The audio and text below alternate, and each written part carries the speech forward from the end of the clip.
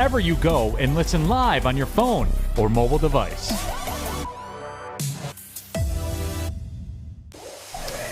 And here we go. Tuesday, September 27, 2022. Ermanni and Edwards with Maz, Woodward Sports Network, woodwardsports.com. Ryan, Ermanni, Braylon Edwards, good afternoon to you, my friend. What's up, buddy? You? Hey, man.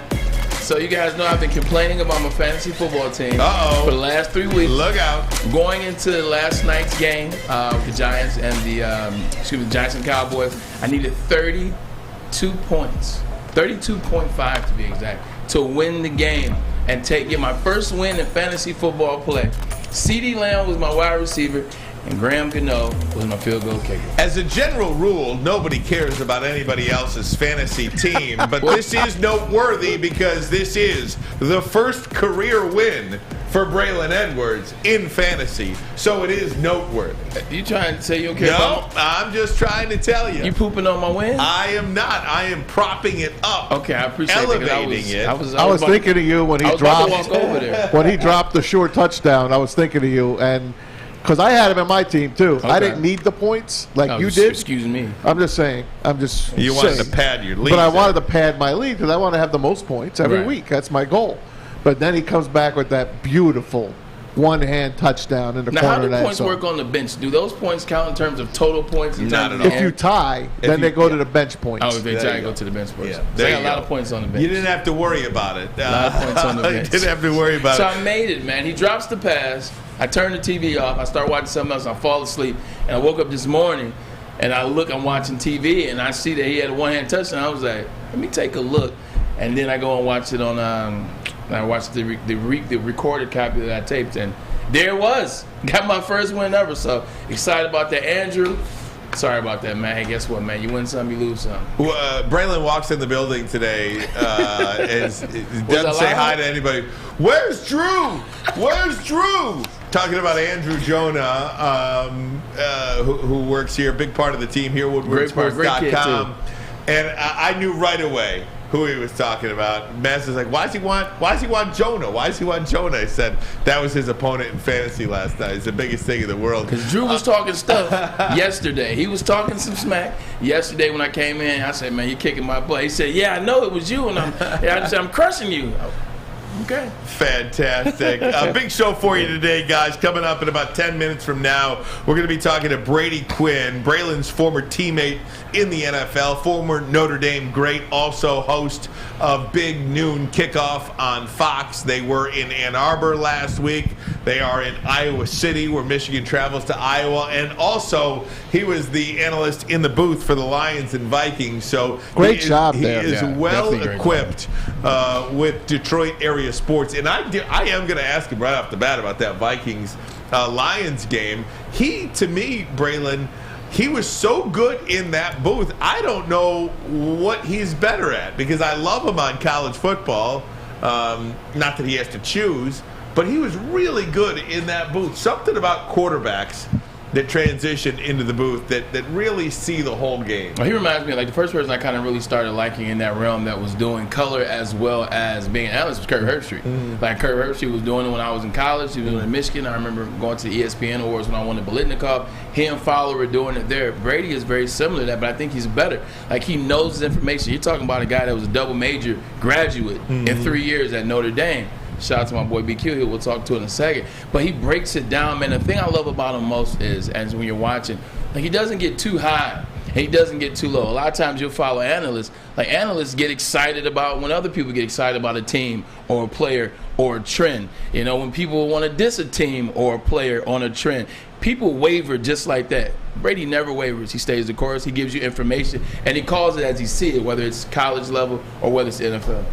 He's got it down. As a matter of fact, when Jamal Williams did his hip thrust, Brady was very funny on that. He's like, oh, it might not be good for the kiddies, but that was pretty funny. I mean, he really got it good, man. And I loved listening to him and Brandon Gaudin. Brandon did the preseason really games. Good, yeah. He's very good. Yeah. Fox has got a great stable of announcers. They're lucky.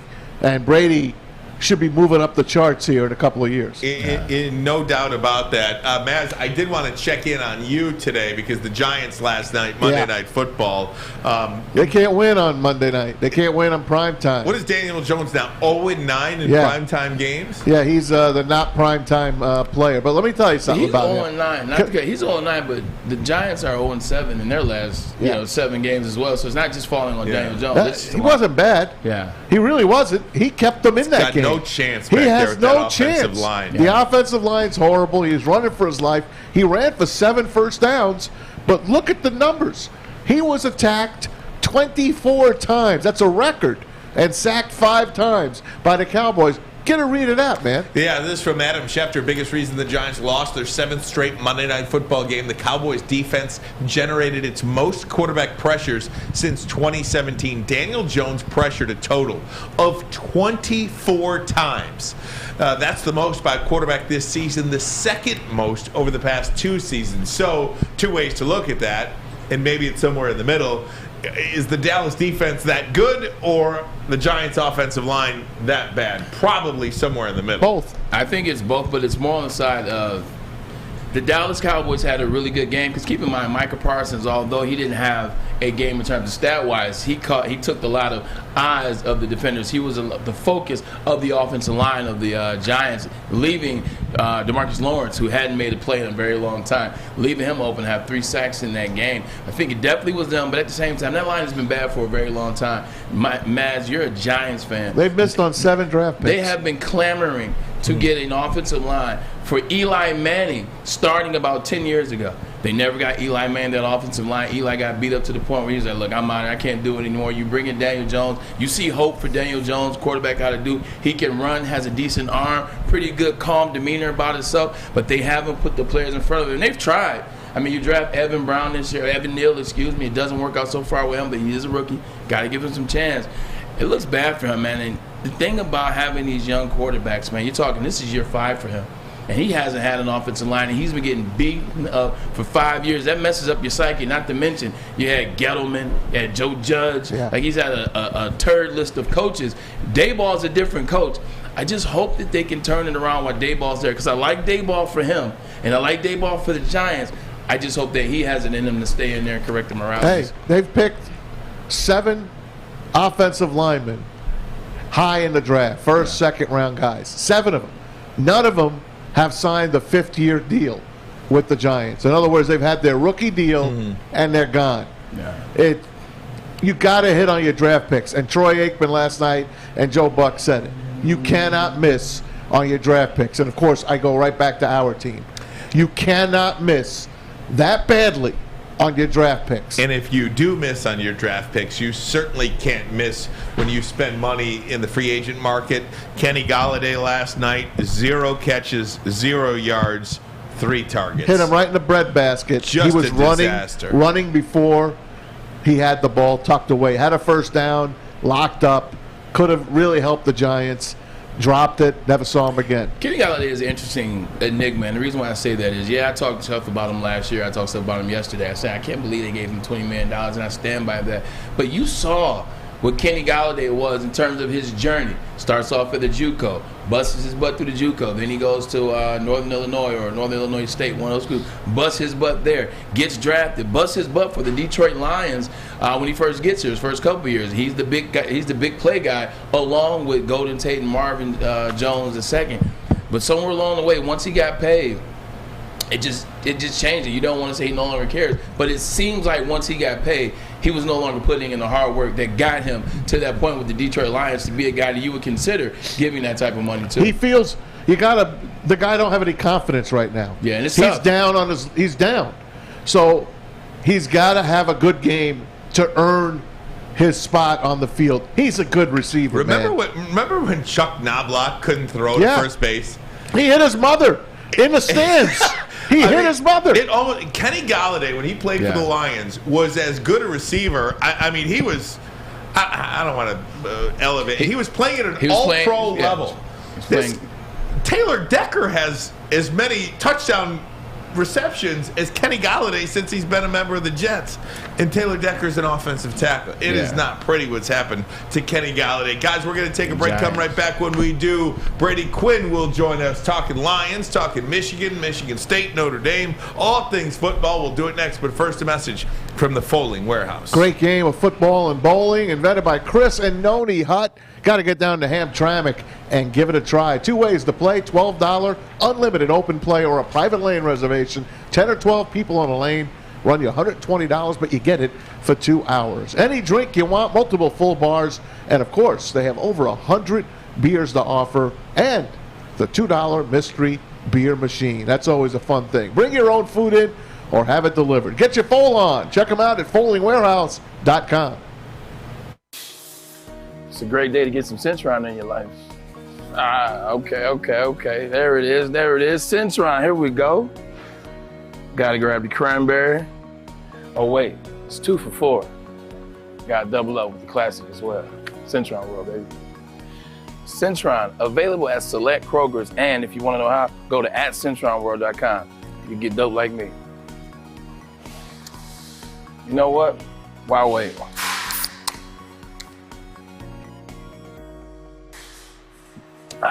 Great taste, guaranteed.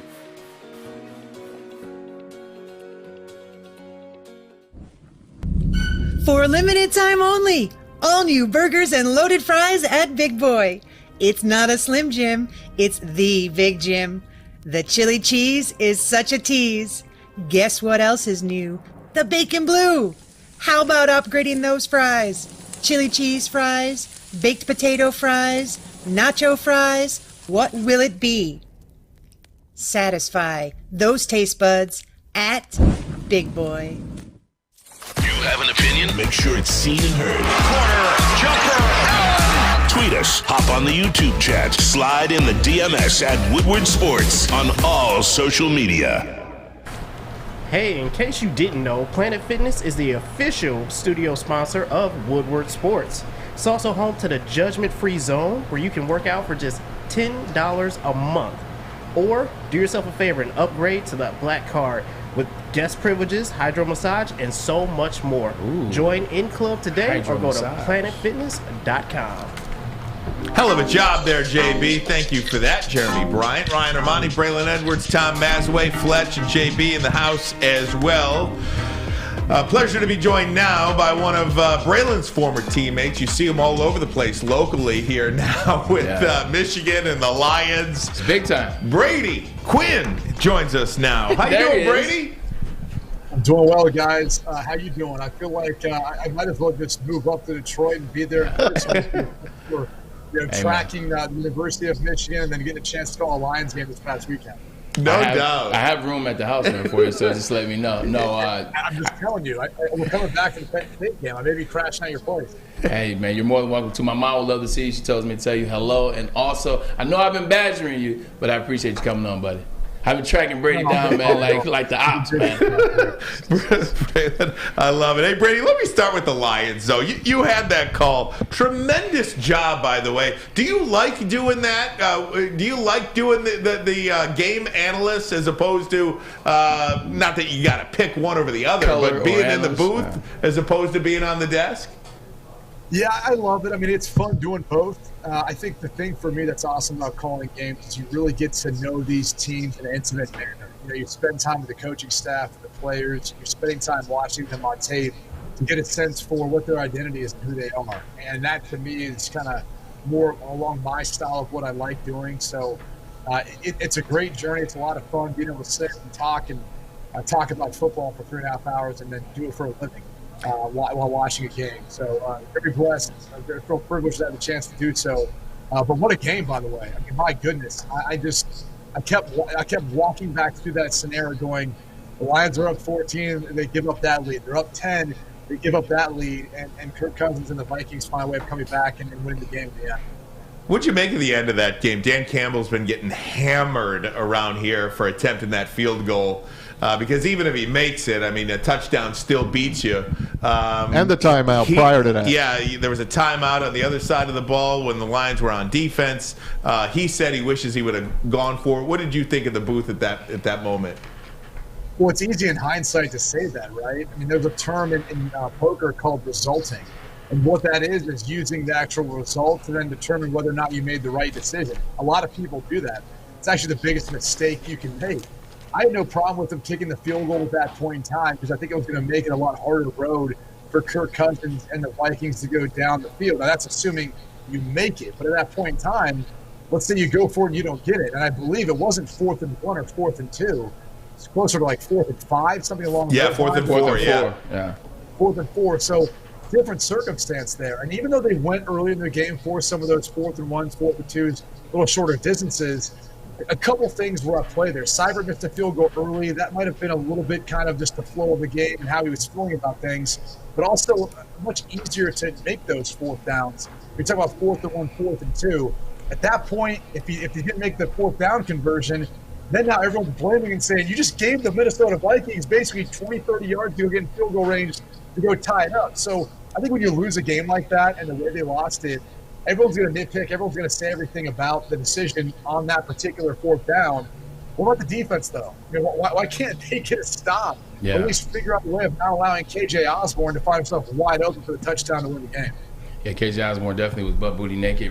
Brady, let's stay within the Lions for the first 3 games. You see, game 1, they scored 35 points against a team that we believe be the best team in the NFC, in the Philadelphia Eagles. Game 2, they control the game, albeit it's against the Washington Commanders. This is the first time they've controlled a game for 4 quarters. Then you get to game 3 on the road in Minnesota, a team that many people are going to believe to win the NFC North. But they're 1-2. They give up 27 points in the second half against the Commanders. You give up those 14 points in the 4th quarter against the Vikings. Is this the same old Lions? Are we being tricked, or is this truly a different Lions team? It feels different to me. It really does. And I know the result of the game, Lions fans were like, nah, it's still the same thing. But it feels different. I mean, the Lions really controlled that game up until the very end. I think what you're seeing are 2 things still playing out.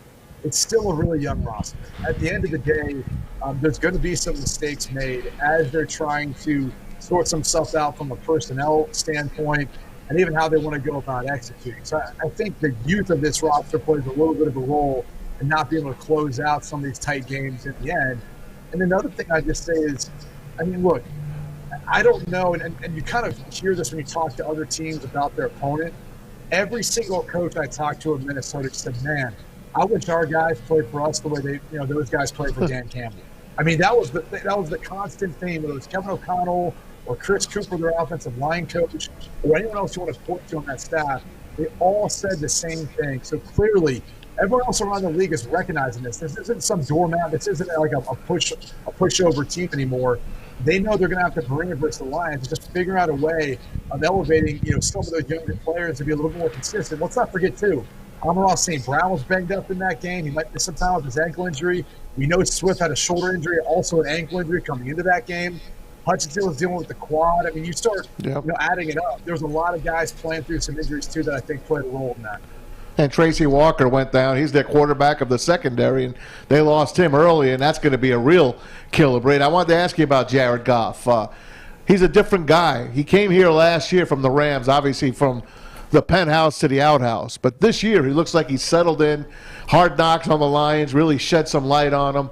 He looks like he is not going to be a problem. He is going to be an answer for this team. I just want your opinion on Jared Goff.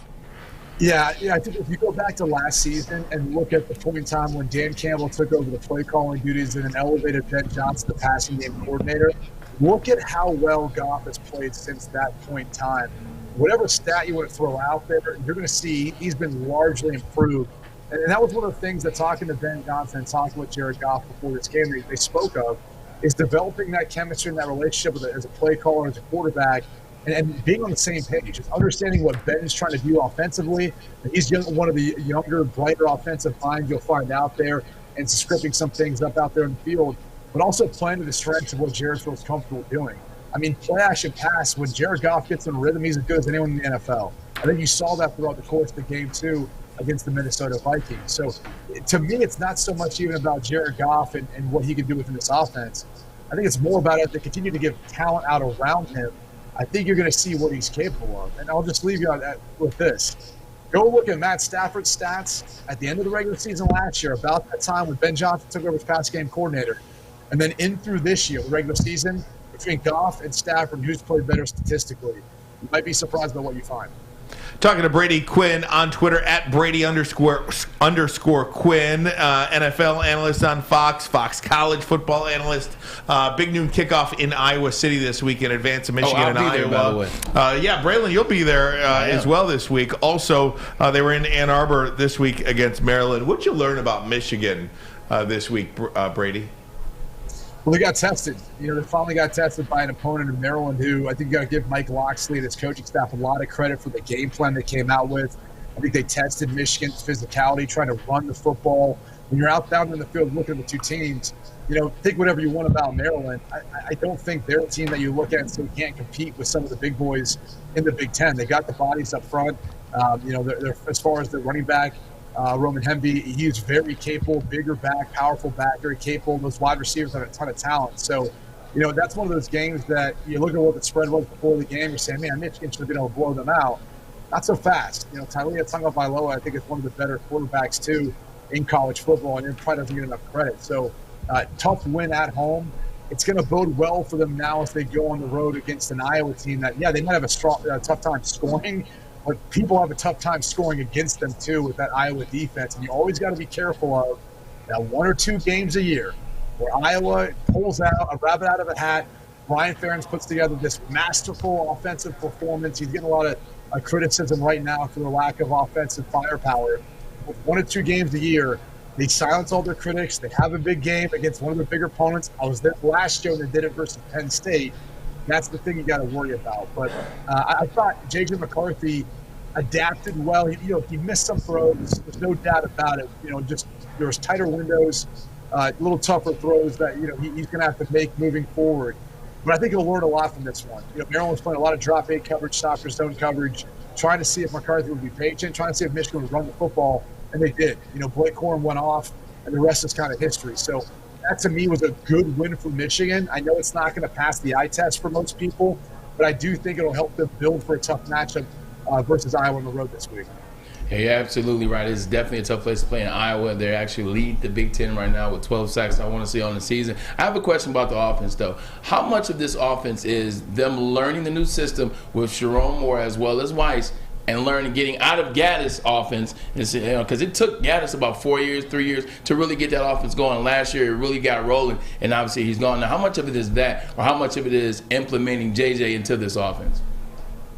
I think it's probably more JJ into it. I mean, there's probably a fair amount between Coach Moore and Coach Weiss and what they're trying to, put together and trying to kind of find what their identity is. It's tough when your first 3 opponents had, 2 combined wins amongst them. It's like we don't necessarily really know if we're that great at everything we're doing right now or if our opponents are just that bad. So I think they're still going through that learning process. But, again, one thing I think you found out about your team, at least offensively speaking, is you're tough. You can run the football when you need to. And that was one thing on display. As far as JJ, though, I think you're still building around his skill set and his talent. But that's a process where I think you're going to learn more about him this week, where they're going to face arguably one of the tougher road sets they'll face on their schedule this entire year, besides that team down south, as I think they say in Michigan at the end of the season. So, it's a work of progress like always, still early in the season. But I'm curious to see how J.J. McCarthy settles in. Last week it seemed like he was a little antsy and a little extra juice on those downfield throws, more so than what we saw in the past. Hey, Brady, could we keep you for one more segment? Of course. Absolutely. All right, in 60 seconds, we'll be right back with Brady Quinn. But first, a message from Les Stanford. There is no secret that new cars are hard to come by. They are available at Les Stanford. Got to make a plan, though. Allocation coming in for lease or purchase of new vehicles. Nobody sells more Corvettes in the state of Michigan than Les Stanford. They are your Corvette King. For more, CorvetteKing.com. CorvetteKing.com, and for all your other Chevy and Cadillac needs, LesStanford.com. LesStanford.com. Find new roads. Find them. At work and at home, we're there with smarter security solutions. Featuring complete automation with customized alerts and more. For over 90 years, we've been the company that's been counted on to protect what matters most, all with personalized service and care. Right now, for a limited time, receive a free video device plus free installation with a new home system. Guardian Alarm. We protect Michigan.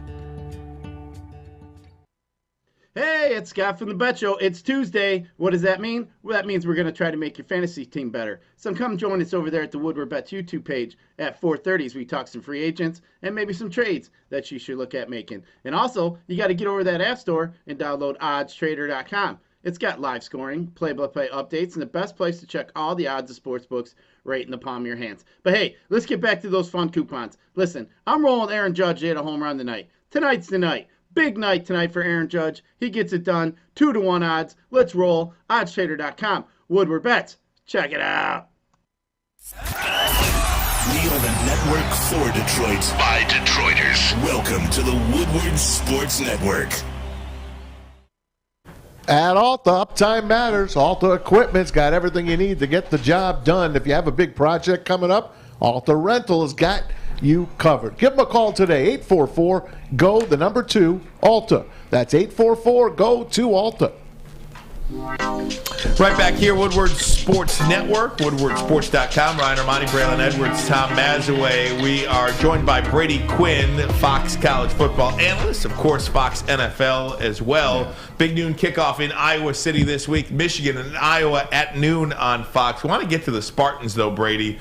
Man, it is a tough road ahead for Michigan State. Not really sure what's going on with them. What's your assessment of Mel Tucker? You should tell them what you said yesterday, what their record could be in the next next 5 weeks. They could lose 6 in a row. I mean, they've already lost 2 in a row, and then the next 4. I mean, mix Ohio State, Michigan, Wisconsin in there. I mean, this thing could get ugly quick, Brady. Well, look, and they played Maryland, I believe, is this weekend they played Maryland? Yeah, that's right. Touchdown underdog. Yep. And the reality is that's the strength of this Maryland team is the weakness of Michigan State in their pass coverage. They were the worst in college football last year. They're really not that much improved this year. I believe they're giving up somewhere around 265 yards a game. And so, they haven't been able to make the improvements they've needed to, I think, with their greatest weakness. And as everyone's had an entire offseason to look at how you want to go about attacking Mel Tucker and Michigan State, they've identified what that is. And so you hit the nail on the head. With Maryland, Ohio State, not necessarily Wisconsin, but Michigan coming up in 3 of their next 4 games, those are 3 teams that can really swing the football around. And Peyton Thorne's been inconsistent. There's no other way of putting it. I mean, yeah, you guys beat the crap out of Akron, but then you look at his performance individually, you're going, that was a little bit of a head scratcher. This past week was one, too, where they really struggled versus Minnesota. And look, credit Minnesota. PJ Fleck's did a tremendous job with that group. They're the number 1 defense right now in the Big Ten, but they should have been more competitive in that matchup. So, and look, everyone's going to make a big deal about Mel Tucker making that big contract, and now the way this season's going, they said, they shouldn't have paid him. He's a great coach. It's going to take some time. They obviously lost some guys too, and I think maybe people are starting to see how big of a difference maker Kenneth Walker was. But clearly, they've got some strides to go defensively to be as good as I think they need to be if they want to compete in the Big Ten East in particular. Yeah, the people that are making the big deal about their contract, I think they're looking at it from a standpoint where he went 2-6, and then right after they beat Michigan the following year, it's here, we'll give you a bigger contract. Although they lose to Purdue on the road, they get blown out of Ohio State, and then you're seeing that fall off. Me, on the other hand, I said yesterday on the show, you got to give him some time. Got to give him some time to be able to recruit, get his guys in there, understandably so. But here's a big question. If you're Mel Tucker, you go into this Maryland game, you're not the favorite, you're the underdog by 6. If Peyton Thorne is looking like Peyton Thorne, do you go to Kim in the second half of that game and kind of maybe jumpstart your season a little bit? I think you might have to. And I know that's obviously tough to say. You want to give a quarterback like Peyton Thorne, who's got a ton of experience, every opportunity to prove that he's not capable of helping to lead your team to be competitive and win some football games. But that's the reality of where we're at in college football. I would go as far as saying the transfer portal has as big of an influence on any position as the quarterback position, and being able to, if things aren't working out, go to the portal this offseason, go grab a guy who can come in and give you better quarterback play and make you more competitive. That's what we're seeing across the country right now with other teams, with guys who in some cases, like a JT Daniels of West Virginia, he's on his 3rd school. But go watch West Virginia, watch him sling the football around. Look how well he played in their win versus Virginia Tech recently. So I think the portal has been an asset, I think, for a lot of quarterbacks and even quarterback-needy teams. And Michigan State might be one of those places that we've seen them go to the portal, in particular, bring in running backs Jalen Berger and Jarek Broussard, who have been highlighting that backfield, and maybe for the quarterback position too after the season. Brady, college football as a whole, is this still Georgia, Alabama, and everybody else? I mean, hell, even Ohio State, while they look really good, I mean, are they in that league as Georgia and Alabama right now? I think so. I mean, look, we were on site in Texas to watch Alabama really struggle to try to find a way of winning that game. And there's some really poor officiating down the stretch. To be quite blunt, I think if Quinn Ewers stays healthy in that game, Alabama's probably got out of the loss right now. We're looking at it a little bit different. And I'm not so sure that they can get away with a hole in the Bryce Young scramble that helped them win that game in the end. So I think everyone's a little bit vulnerable. You know, you go watch Georgia this past week. They were really slow to get out of the gates versus Kent State, who kept it close till about halftime. And Stetson Bennett didn't play great. I mean, look, these are young men. They're 18 or 17, that sometimes 22, 23 years old. They're going to make mistakes. They're going to be inconsistent from time to time. So, yeah, I think it's Alabama and Georgia, but I'd throw Ohio State and Michigan right there as far as some of those top teams. Clemson had a great win this past week. I think they're in that mix too. But I think there's more parity than sometimes we want to lead on to believe. And on any given Saturday, any team can beat any team. It's college football, and those sorts of things happen. But clearly, Bama and Georgia obviously look to be the two most dominant right now. Georgia, Alabama, Ohio State. You got Michigan there at 4, and then you look at 5 and 6. I mean, nobody's talking about Clemson anymore, and then all of a sudden you've got USC. Where did they come from? Lincoln Riley. Well, I was going to say, Kevin, when you get a guy like Lincoln Riley, and he brings basically half the Oklahoma team with him, or at least the quarterback, wide receiver, and then you go get a kid from Pitt who's the best receiver in the country, and Jordan Addison, who's absolutely incredible. I mean, watching that kid on film. He's a surefire first-round pick, and I'd love to hear Braylon's opinion on it. But that's the reality is they can overwhelm you with the way they can score. Now, I will say this. Tough win in Corvallis over Oregon State this past week. Give a lot of credit to Jonathan Smith and his crew. Defensively played those guys tough. But if you go back to last year and you look at when Caleb Williams came in versus Texas, played great, and then the 3 starts after that looked like almost a Heisman candidate. Then what happened? He's in Waco playing against Baylor and starts to stumble a little bit. Stats start to look a lot different. There was a book out on him. Teams adjusted. You go for the first 3 starts this year. Caleb Williams looks like a Heisman Trophy candidate. He goes to Corvallis in its 4th start. A little bit different story now coming out of that game. So I am curious to see if maybe some teams are getting books on Caleb Williams once he gets a few starts under his belt and they're starting to adjust some of that offensive firepower we saw. Not sure we're necessarily going to see it this week as USC, I believe, takes on Arizona State at home. They should blow them out. But I do think there's been some adjustments that have made to Caleb Williams' style of play, and teams are maybe starting to jump on that and finding something to help shut him down. But USC is definitely, I think, in the mix, but they still got to get through Utah potentially once, maybe twice. Adjustments are key, man. You talk about the Cincinnati Bengals. That's what you're seeing them, in my opinion, the Cincinnati Bengals. It's not just how terrible that offensive line is.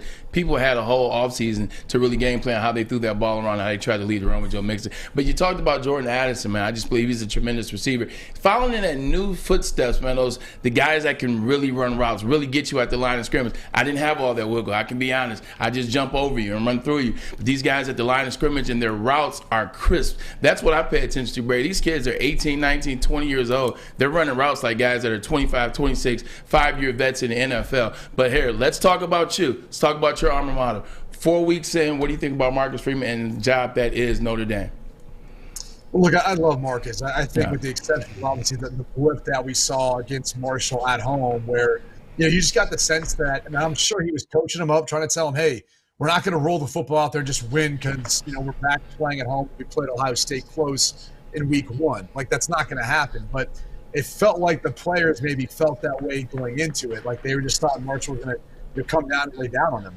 And instead, you end up, losing a game that I thought the defense played well enough, but the offense, you lose your starting quarterback there towards the end, and you're still trying to figure out what your identity is. And I think they started to find it, really, the past couple of weeks, and in particular, this past week versus North Carolina. The offensive line is finally gelling, molding together. That was a group that I think they thought would be a strong point for them. And, look, it's tough for going against Ohio State to start off on the road. And then they got exposed a little bit week 2. They've started to bring it all together now, beating Cal, beating UNC this past week with more of that physicality. So I like where they're at moving forward. I think Marcus has done a tremendous job. People tend to forget it's his first time being a head coach. I don't care if it's at Notre Dame or at Grand Valley State. And there's going to be some growing things that come along with that. So I'm right there with them along the way. Again, you hate the loss to Marshall, but I think they'll be better for the long run. Brady, I got one for you before you get out of here. I want to go back to the NFL a minute. What's your take on Dan Campbell going forward? Do you think he is a long-term answer here as the head coach? I do. I really do. I mean, I first think he's got a tremendous staff. You look at a guy like Aaron Glenn, who may lose to a head coaching job at some point. I know statistically the defense has struggled, but he's really, really well respected. When you talk to guys like Kevin O'Connell who are trying to prepare and put together game plans to go up against them, they're like, I'll be honest with you, we got to get through the first quarter to see what Aaron Glenn's going to bring. He's got so many different packages, so many different things he tries to do, whether it's in base or sub personnel. It makes it difficult for us as an offense. So between him, a guy like Ben Johnson, who I personally love watching their tape to see what he's going to do with his personnel and the formations and the motions and how he's trying to get Amon-Ra St. Brown the ball or Swift or whoever else it is. It's great stuff. Like, I do think they're on the cusp of something. I think there's two things that are going to help him out. One, when Aaron Rodgers retires, which I think everyone in the NFC North would admit that. But two, as this team continues to grow and mature. I mean, look, they got their win this year a lot earlier than they did last year. I think it took them like 12, 13 weeks to get it. So I think there are more wins out there for them. It's just a matter of them trying to, with their playmakers, staying healthy because they don't have much depth. And then starting to continue to build together as a team. But I think they're on their way. Hey, Brady, thanks so much for doing this. always. I got to tell you, too, you guys look like you're having so much fun on that Big Noon Kickoff show. And it might be blasphemous for me to say as a Michigan alum, but I love Urban Meyer back on that set. You guys together, I mean, it is so good. I love Urban back on the set.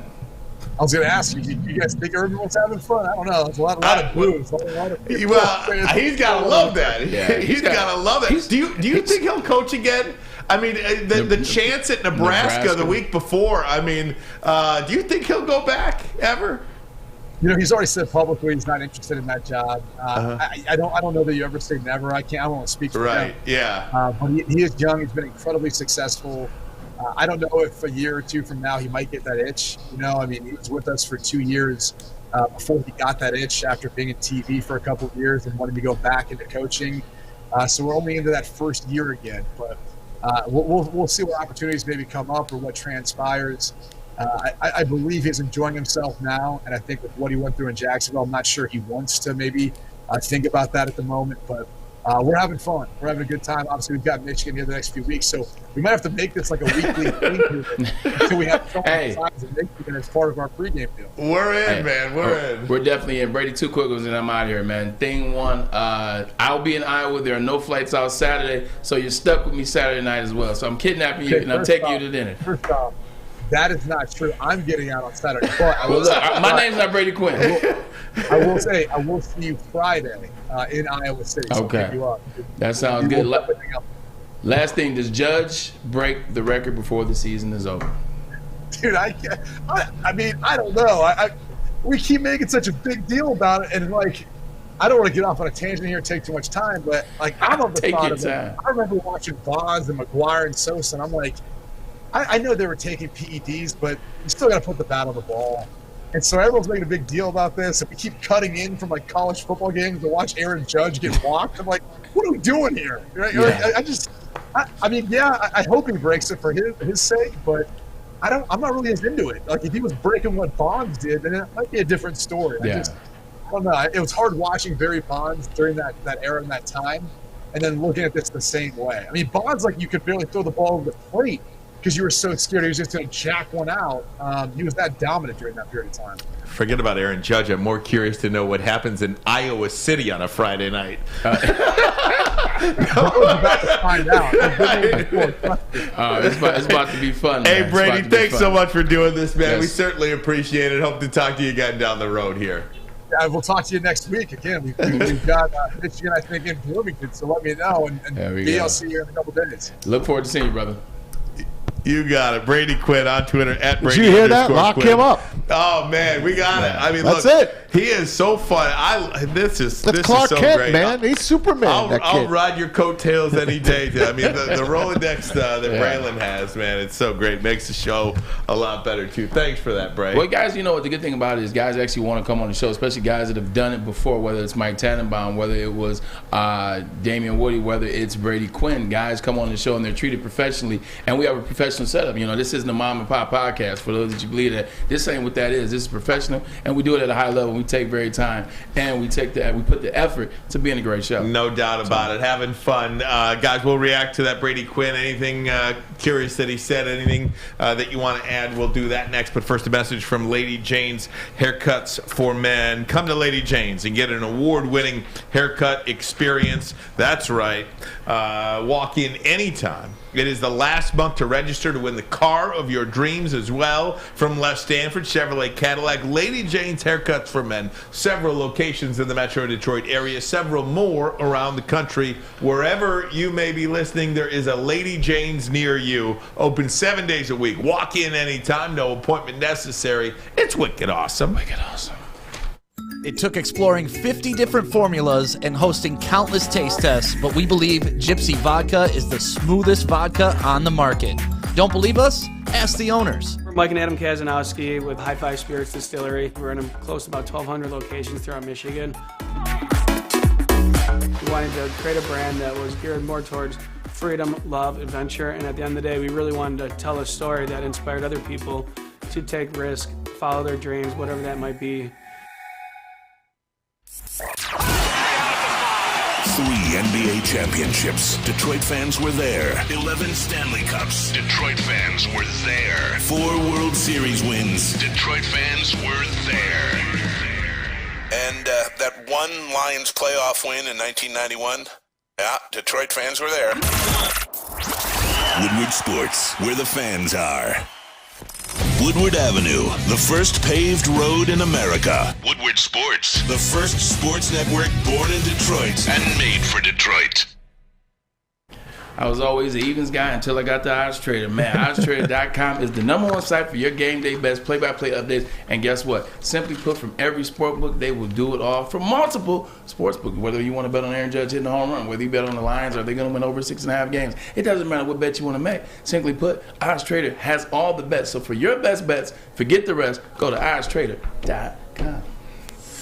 Just had some fun with Brady Quinn, woodwardsports.com. Check us out. Give the site a look. Morning Woodward Show, Big D Energy, Ermanni and Edwards with Maz, the heavyweights. Got a number of podcasts up there as well. News, a shop. We got a great shirt coming as well in the next week or so that we will debuting on woodwardsports.com. We invite you to keep checking back for that. I do want to say this about Brady Quinn is so knowledgeable in all I mean, when you know about the backups at a particular university, I mean, I really don't even know the backups at Michigan State. I barely can tell you the starters. Clearly, they're top of mind, Michigan State, the Spartans. But nonetheless, I thought it was interesting, too, about college football. You know, you talk about Georgia, Alabama, and then, of course, Ohio State. We talk about those three. Would you be shocked if one of those three teams don't win the national championship? Because after seeing Clemson play, look, I got to give DJ Uiagalelei a lot of credit. I wrote him off over the beginning of the season. He has come out and played some really, really good football lately. Also, USC, man. I don't think they're there up front yet in the trenches. Yeah. But, man, they just – you got a coach with confidence, you got a quarterback with confidence, and you got probably the best wide receiver. They're going to be around a lot of football games. So would you be shocked if it's Georgia, Ohio State, Alabama, if one of those teams don't win a national championship? I wouldn't be shocked, obviously. But going back to something you said about Michigan State and knowing the reserves, there's only one bench player you need to know on Michigan State team, and that's Kim, the quarterback. Because he won't be the bench warmer anymore. He'll be the starter. Mark my words, halfway that Maryland game. But College is always interesting. It seems like it's always, the main teams there. It's always Alabama. It's always Georgia. Oklahoma finds a way to be in there somehow. But, and Ohio State's then one of those other teams. This year it could be interesting. USC was my dark horse. When we talked with, I can't remember, going back to the Street Smiths book from back in the day. Phil Steele? Phil Steele. When we had Phil Steele on, I asked about USC because they remember he was talking about, well, I've done my homework on them. I've read every article. And they just are built for the right now. Their bench, they lack depth. That's what they lack right now. But, it's going to be interesting. It's going to be interesting to see what happens. I want to get something back to Michigan. Let me bring it back to Michigan just for a second. Let me bring it to in-state. Because he made a very good point, talking about J.J. McCarthy, but you talk about Maryland, talk about Coach Loxley. They had a tremendous game plan. You got to think, when you're playing against certain teams, this is your season. This game can make your season, whether it's you're playing against Ohio State, whether you're playing against Michigan, whether you're in the SEC or you're playing against Alabama, you're playing against Georgia. You game plan these guys. You really go all in. And how can we beat these things? What can we put in front of them to confuse them? And I've had games like that. Like Michigan, they should have won by 15. Obviously, they gave up a garbage touchdown at the end, and then they won by 7. But games like that happen. My junior year, we only beat Indiana by about 16 points. Indiana sucked my junior year, and we were a good football team. Dude, Georgia beat Kent State by 17. Exactly. My senior year, we were in a dogfight to Illinois, down in Illinois. I remember that. Young quarterback, Chad Henne on the road, running back. Mike Hart, it's a windy day. Chad can't throw the ball, so now we're running the ball. We struggled in that game.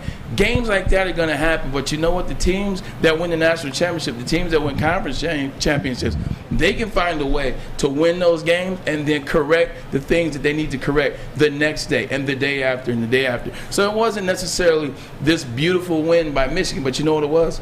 It was a win. Hey, only 4 Big Ten teams this year in the top 25. The Big Ten is way down. Let's pop that AP 25 up there, Fletch, when you get a minute. But Minnesota climbs in there at number 21. I like the Gophers. Not going to win the championship, but they're pretty a good football team. You know what? They can run the football, they convert on third down, and they play defense.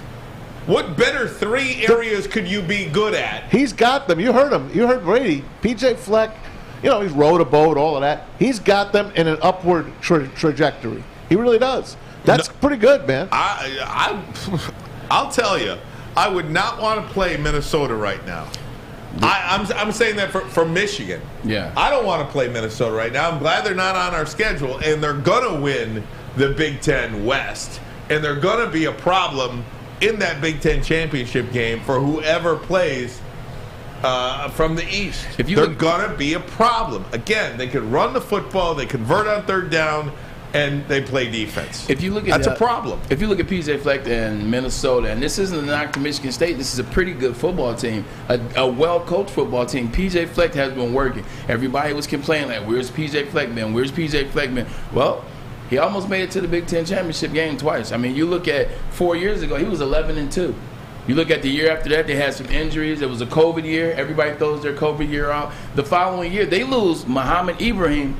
Last year, first game of the year. First game, and he was 200. Didn't he have 200 yards? Under 200 yards, 2 touchdowns, just under 200 yards. They lose him.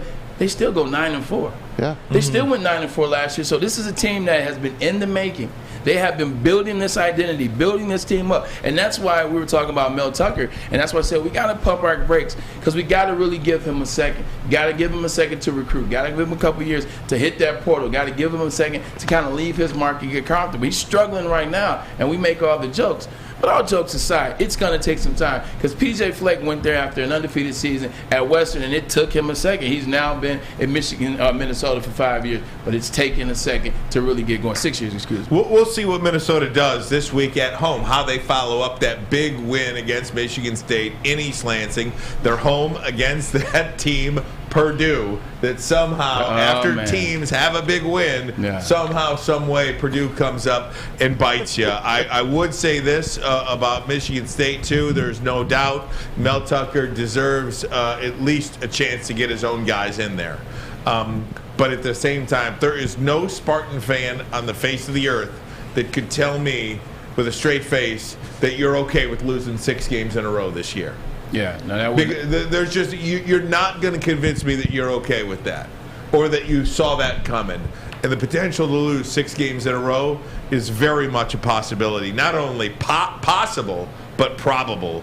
We'll see what happens in that Wisconsin game. That's the only one I think you got a chance in even. I'm excited to see this new receiver, this transfer portal receiver at Purdue. Aiden O'Connell is still there. Aiden O'Connell is still throwing the ball, and then this this transfer portal receiver, yet another guy that's hit the Big Ten. He's leading the Big Ten right now in reception yards and touchdowns. He's phenomenal. I'll get your name in a second. Guys, Dan Campbell, how long to get over the loss? Spoke to the media. We'll hear from him and also Frank Ragnow, Alex Anzalone. Lots of Lions sound to get you. We'll do that next. But first, a message from Chili Peppers Tanning. Oh, yeah. Look at outside. It's getting cloudy. You got to keep that tan going. Mine's gone already. Got to get back. Let's get to that tanning booth, and you won't get a cleaner salon then. Chili Peppers Tanning, 27 locations, more on the way, too, right here on Woodward, not too far from our Lady Jane studios. Oh, and they'll beat all competitors by $5 on unlimited tanning if you join the Pepper Club. Plus, you get to meet the Pepper Girls, the hottest bulbs, the hottest deals, the darkest tans.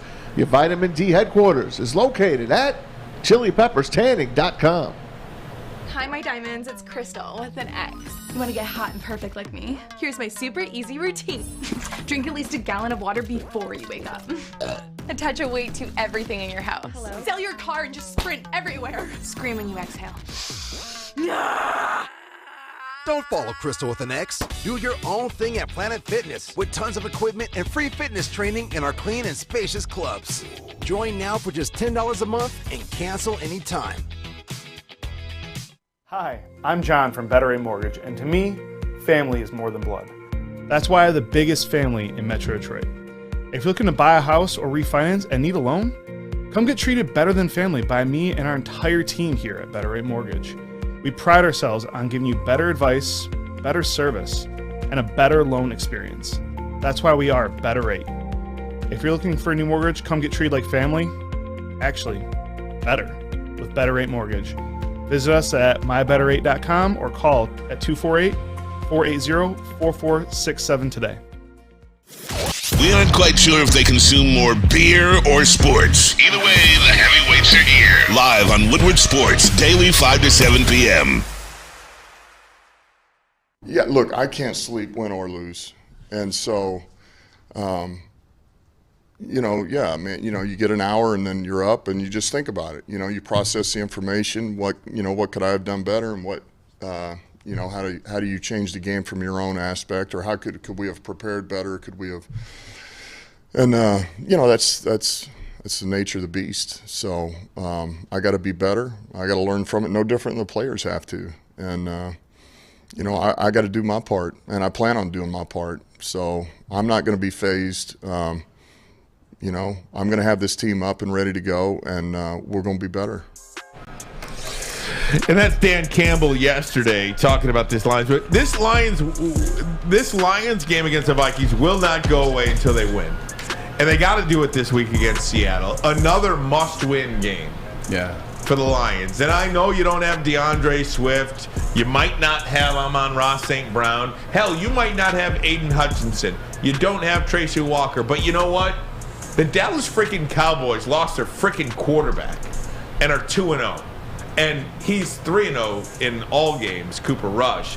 But this year... Don't forget Tyron Smith. Yeah, absolutely. Don't forget Michael Gallup hasn't played. Teams have injuries. Yeah. Every single team in the National Football League.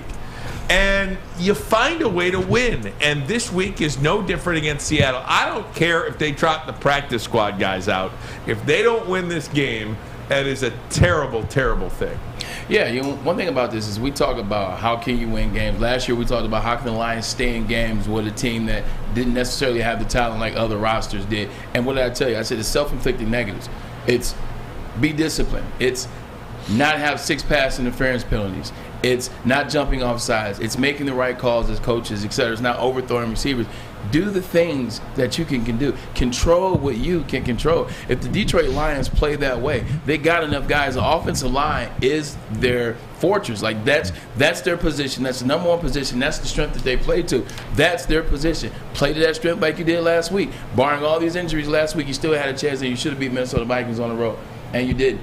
You got to go out there and win these games. Yes, it is different. You heard Brady Quinn talk about it. He said it feels different. Other coaches are talking about these guys playing for Dan Campbell. Well, now Dan Campbell's got to put these guys in the best situation. I understand it was one play, but Dan Campbell's got to put his guys in the best situation going into this game against a team that they should beat regardless of which starters are in and out. The spread's down to 4.5, by the way. That's a 2-point drop, and that's definitely with the injuries. There's no question about it. But if you're asking me, Amon-Ra St. Brown has to sit in this game. I am not taking my chances trotting that guy out. He is our pit bull. Call him whatever the hell you want. He's our golden goose as far as I'm concerned. He is, to me, the second most important guy on this team behind Jared Goff. I'd sit him down. I'd use who's my guy, my running back? Damn it, Jamal Craig. Oh, Justin Jefferson. No, Craig Reynolds. Craig Reynolds. Craig Reynolds has popped up on all the fantasy charts now. A 100-yard game last year. He's popped up. He is like the third most picked up running back right now, and I'm talking fantasy. Yeah. But in reality, he's got to step up for DeAndre Swift, and St. Brown's got to sit, if you ask me. I'm cool with St. Brown sitting. I actually like that, but that even plays into perfectly what I'm about to say. Hey, what happened to that $10 million receiver that you guys picked up in the offseason from the Jacksonville Jaguars? Okay, yeah, DJ Chark. Show up. I will say this about Chark. You think about him a lot differently if Goff doesn't miss him twice when he was wide open for touchdowns. But what I'm saying is I'm not necessarily coming after him for, not making plays. I'm necessarily saying now that Amon-Ra St. Brown may sit down, he's not going to play. Now step up. Show me this $8 million that we're giving you, and you have a chance to win $2 million more. Step up in that regard is what I'm saying. You still have guys, even if Amon-Ra St. Brown sits out, you got a guy that made the Pro Bowl already. You got a guy in Josh Reynolds that you like, a guy that you're familiar with for the last 5.5 years. For 5 years. So that's what I'm saying is they still have guys that can make plays on this team, and Ben Johnson is doing a great job, as Brady alluded to, in getting Jared Goff comfortable. Now he's got to fully trust himself. And Swift, with the injury, Maz, to the shoulder, could sit this week against He's Seattle, sitting. next week, and then you've got the bye. So you could have 3 weeks before you get to Dallas. He's not playing for the next 3 weeks, for sure. Now, another guy you got to watch out for is Geno Smith, because all of a sudden, Geno Smith is your NFL leader in completion percentage. I'm not saying he's going way... because he doesn't throw it 5 yards down the field. But he's got good receivers. This is not a bad team. And you know who showed up last week was K9. K9 starting to play. Nobody's saying it's a bad team, Maz, but I'll go back to something I said on Friday. I don't think you were here. I think you went to the wedding on Friday, your sister's wedding, so you weren't here. But I told Braylon this, and I think you agreed with me. You have got to win games at home against teams that will not be making the postseason. Right. If you're a team that's not making the playoffs and you got them at home, you got to win that game. Yeah. And I said that about the Washington Commanders, and I'll say it about the Seattle Seahawks. If you have a hope of getting to 6 or 7 wins this year, you got to win your home games against teams that are not going to make the playoffs. Agreed. Seattle is one of those teams you have got to win this game. Period. I agree. And remember you said it was a must-win against Washington? Yes. This is a must-win. Also against a team from Washington, except Washington State this time. But again, just go through the schedule and look at how many games you play against teams at home that you don't think are playoff teams. And that's not a lot. So when you do, you've got Seattle this week. You've got Chicago at home. Jacksonville now becomes not so much a gimme. The schedule looks different now. Yeah, it does look different. Jacksonville is a team that you look at and you say, they're in the AFC wildcard picture, so maybe that's not a team. You have the Bears, and you got the Seahawks. Listen. You've got 2 teams left at home that are not playoff teams. Those other games, you've got Minnesota, Green Bay, Buffalo, Jacksonville, Those are 4 teams, 3 of which will definitely be in the playoffs probably. The Detroit Lions have to beat the Seahawks. I don't want to hear this about Geno Smith and his passing accuracy. And he's the best. And last week he threw for 32 of 44 and 325 yards against the bum-ass Atlanta Falcons. I don't want to hear it because we saw who Geno Smith was in the second half of the opening night game. If you corral him in the pocket, he gets happy feet, starts pity-patting the ball. He doesn't know where to go with it. If you allow him to play fake off the running game, he's only throwing the ball to the tight end over the middle. He's only doing that. Atlanta Falcons team is trash. You can't even pay attention to that game plan. If you get anywhere around Geno Smith, I love the fact that he says, you know what, they wrote me off and I didn't write back. Come on, really? Is this what we're doing? Los Angeles Chargers wrote you off. Seattle Seahawks, they gave you a chance. The Giants, the Jets, the list goes on to places that you've been, and you couldn't put it together. So all you got to do is corral him and keep in mind who the guy that he is. He is still the same person he was when he was the Giants, the Jets, and the second half of that West Virginia failure that he had in college. Go get Geno Smith and win this game. I don't want to hear anything about the Seattle Seahawks. You brought up the Bears, just for fun. Here's your leading receptions through 3 weeks. Okay. Cooper Kupp, 28. Stephon Diggs, 27. Marquise Brown, 24. Amon-Ra St. Brown, 23. Chicago Bears, 23. That's incredible. Guys, I want to stick with the Lions. What's the plan to upgrade at safety without Tracy Walker? Dan Campbell will talk about that. And I've got a question about Brad Holmes and Dan Campbell and their evaluation of players. Serious question regarding it. But first, a message from Cintron. Cintron is the official energy drink of the Red Wings. And now, for a limited time, Cintron has put all 3 of their flavors into a limited edition 6-pack.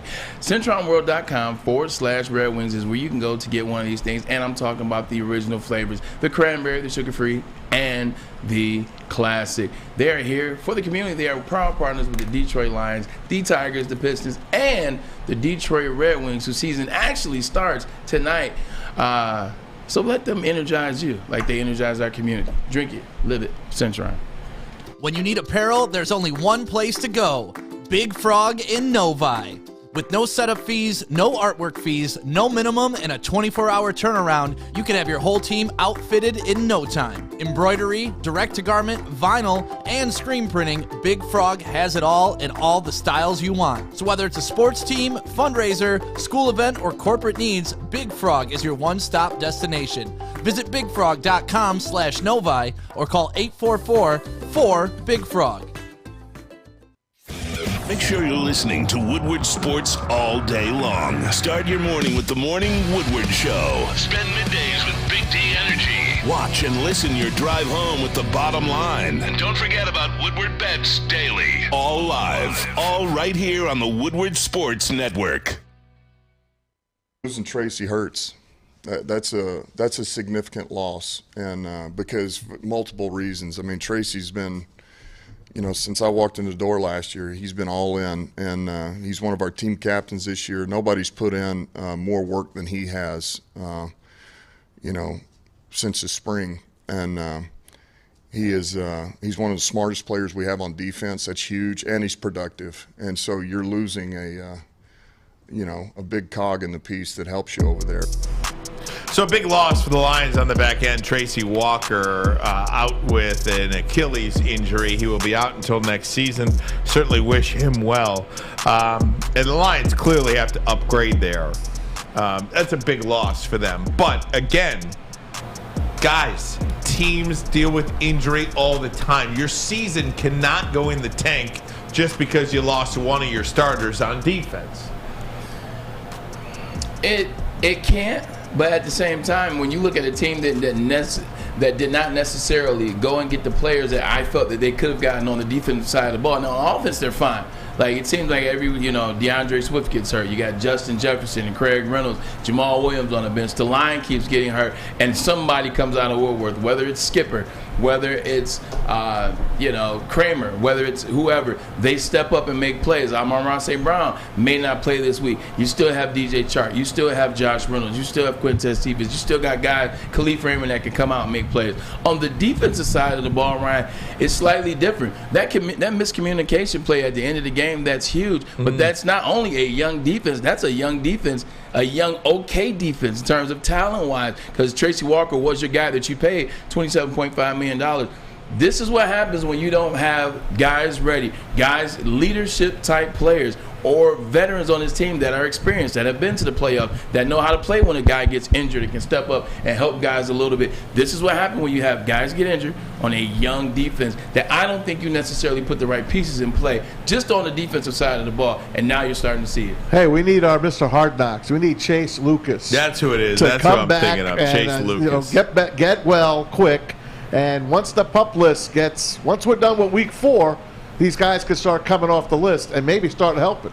That's a great point, too, because if you would have told me, Jameson Williams, Romeo Okwara, Josh Paschal. Now, I don't know if any of these guys are coming off after week 4, but that's when they are able to come off of week 4, I believe. If you would tell me that the Lions are 2-2 at that point, you feel pretty good about that, don't you? Don't you feel pretty good about that if you sit there 2-2 and you start getting some guys back that might be able to help you a little bit? Yeah, you feel if you got guys on the bench, you were able to somehow get through, and you're 2-2, and you got your guys come back. Shoot, look at the Dallas Cowboys. You don't think they're licking their chops, knowing that Cooper Rush has got them 2-0, and they may have an opportunity to get Dak Prescott back and a couple other stars? It's the same thing with the Detroit Lions. If they were sitting here at 2-2, you're like, man, we had a good shot against Philly. We beat the Commanders. We went on the road. We beat the Minnesota Vikings. Who knows what's going to happen with the Seattle game? Now you're looking at 3-2. Now you're looking at potential 3-2 when some of these players come back. But if you're looking at 1-2, now you're looking at 1-3. Now you're already like, well, that player's not better. The more wins you have, the better you think about your bench. The less wins you have, the more you put things into logical and realistic perspective. One of the guys that I was watching this week who looked great, and he looked great on the Jamal Williams touchdown. Remember the Jamal Williams touchdown? Yes. Is Dan Skipper. And a serious question about this guy. How does a guy like that, and I know it's only been 2 games, but he looks really freaking good. Confidence. How does he get cut so many times? How does that even happen? I mean, you know how many teams are desperate for offensive linemen? The Giants.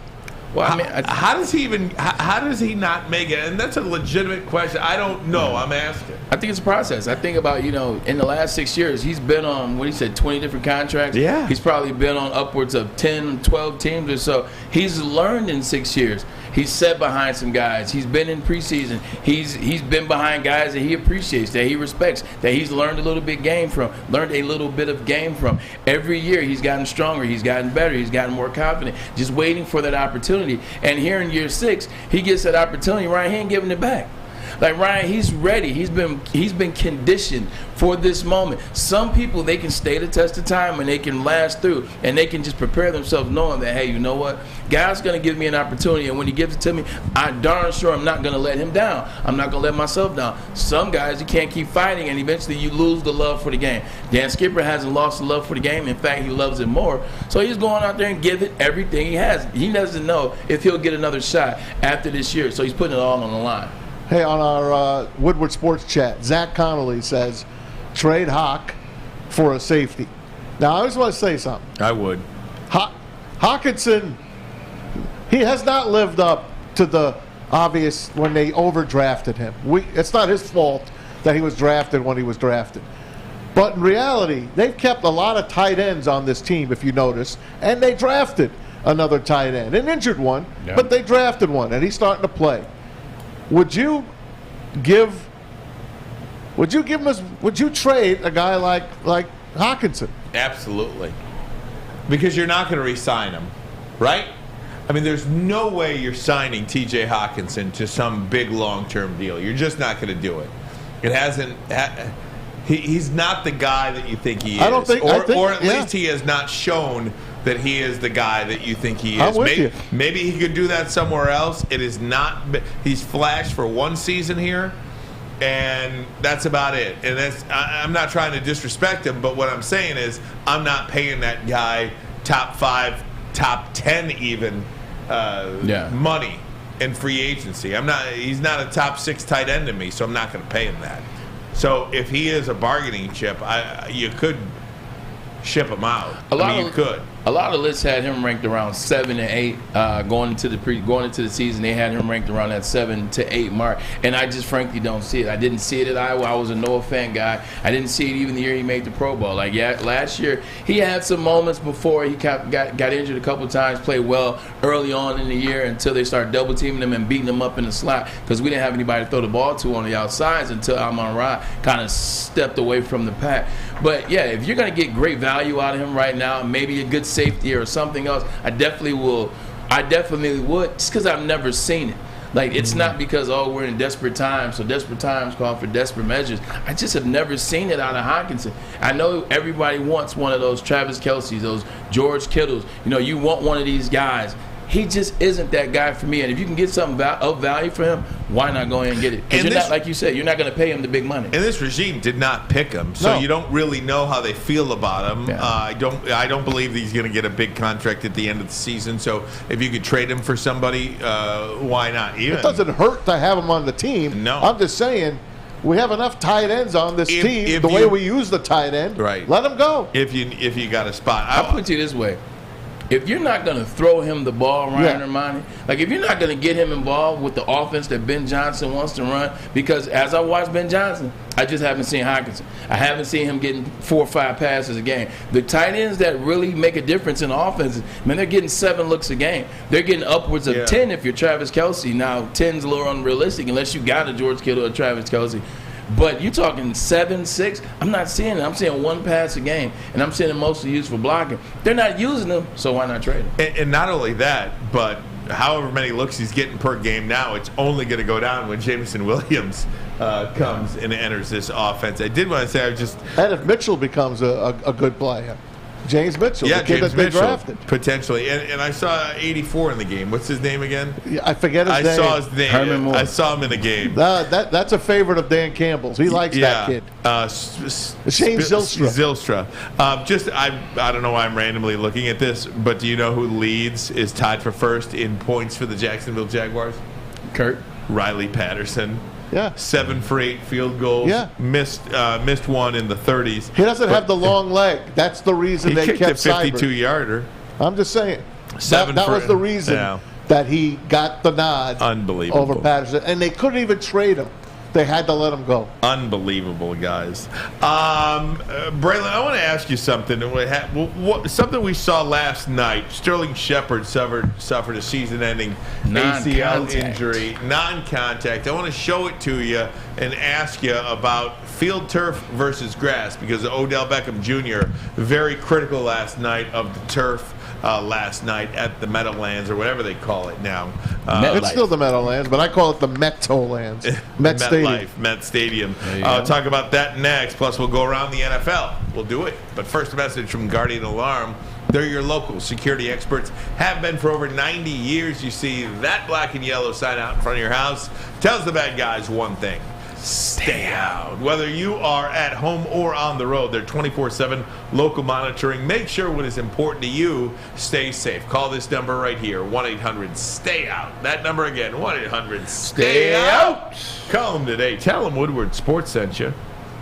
The sports marketing agency would not be who we are without great community partners like Higuera Health and Carol Zuniga.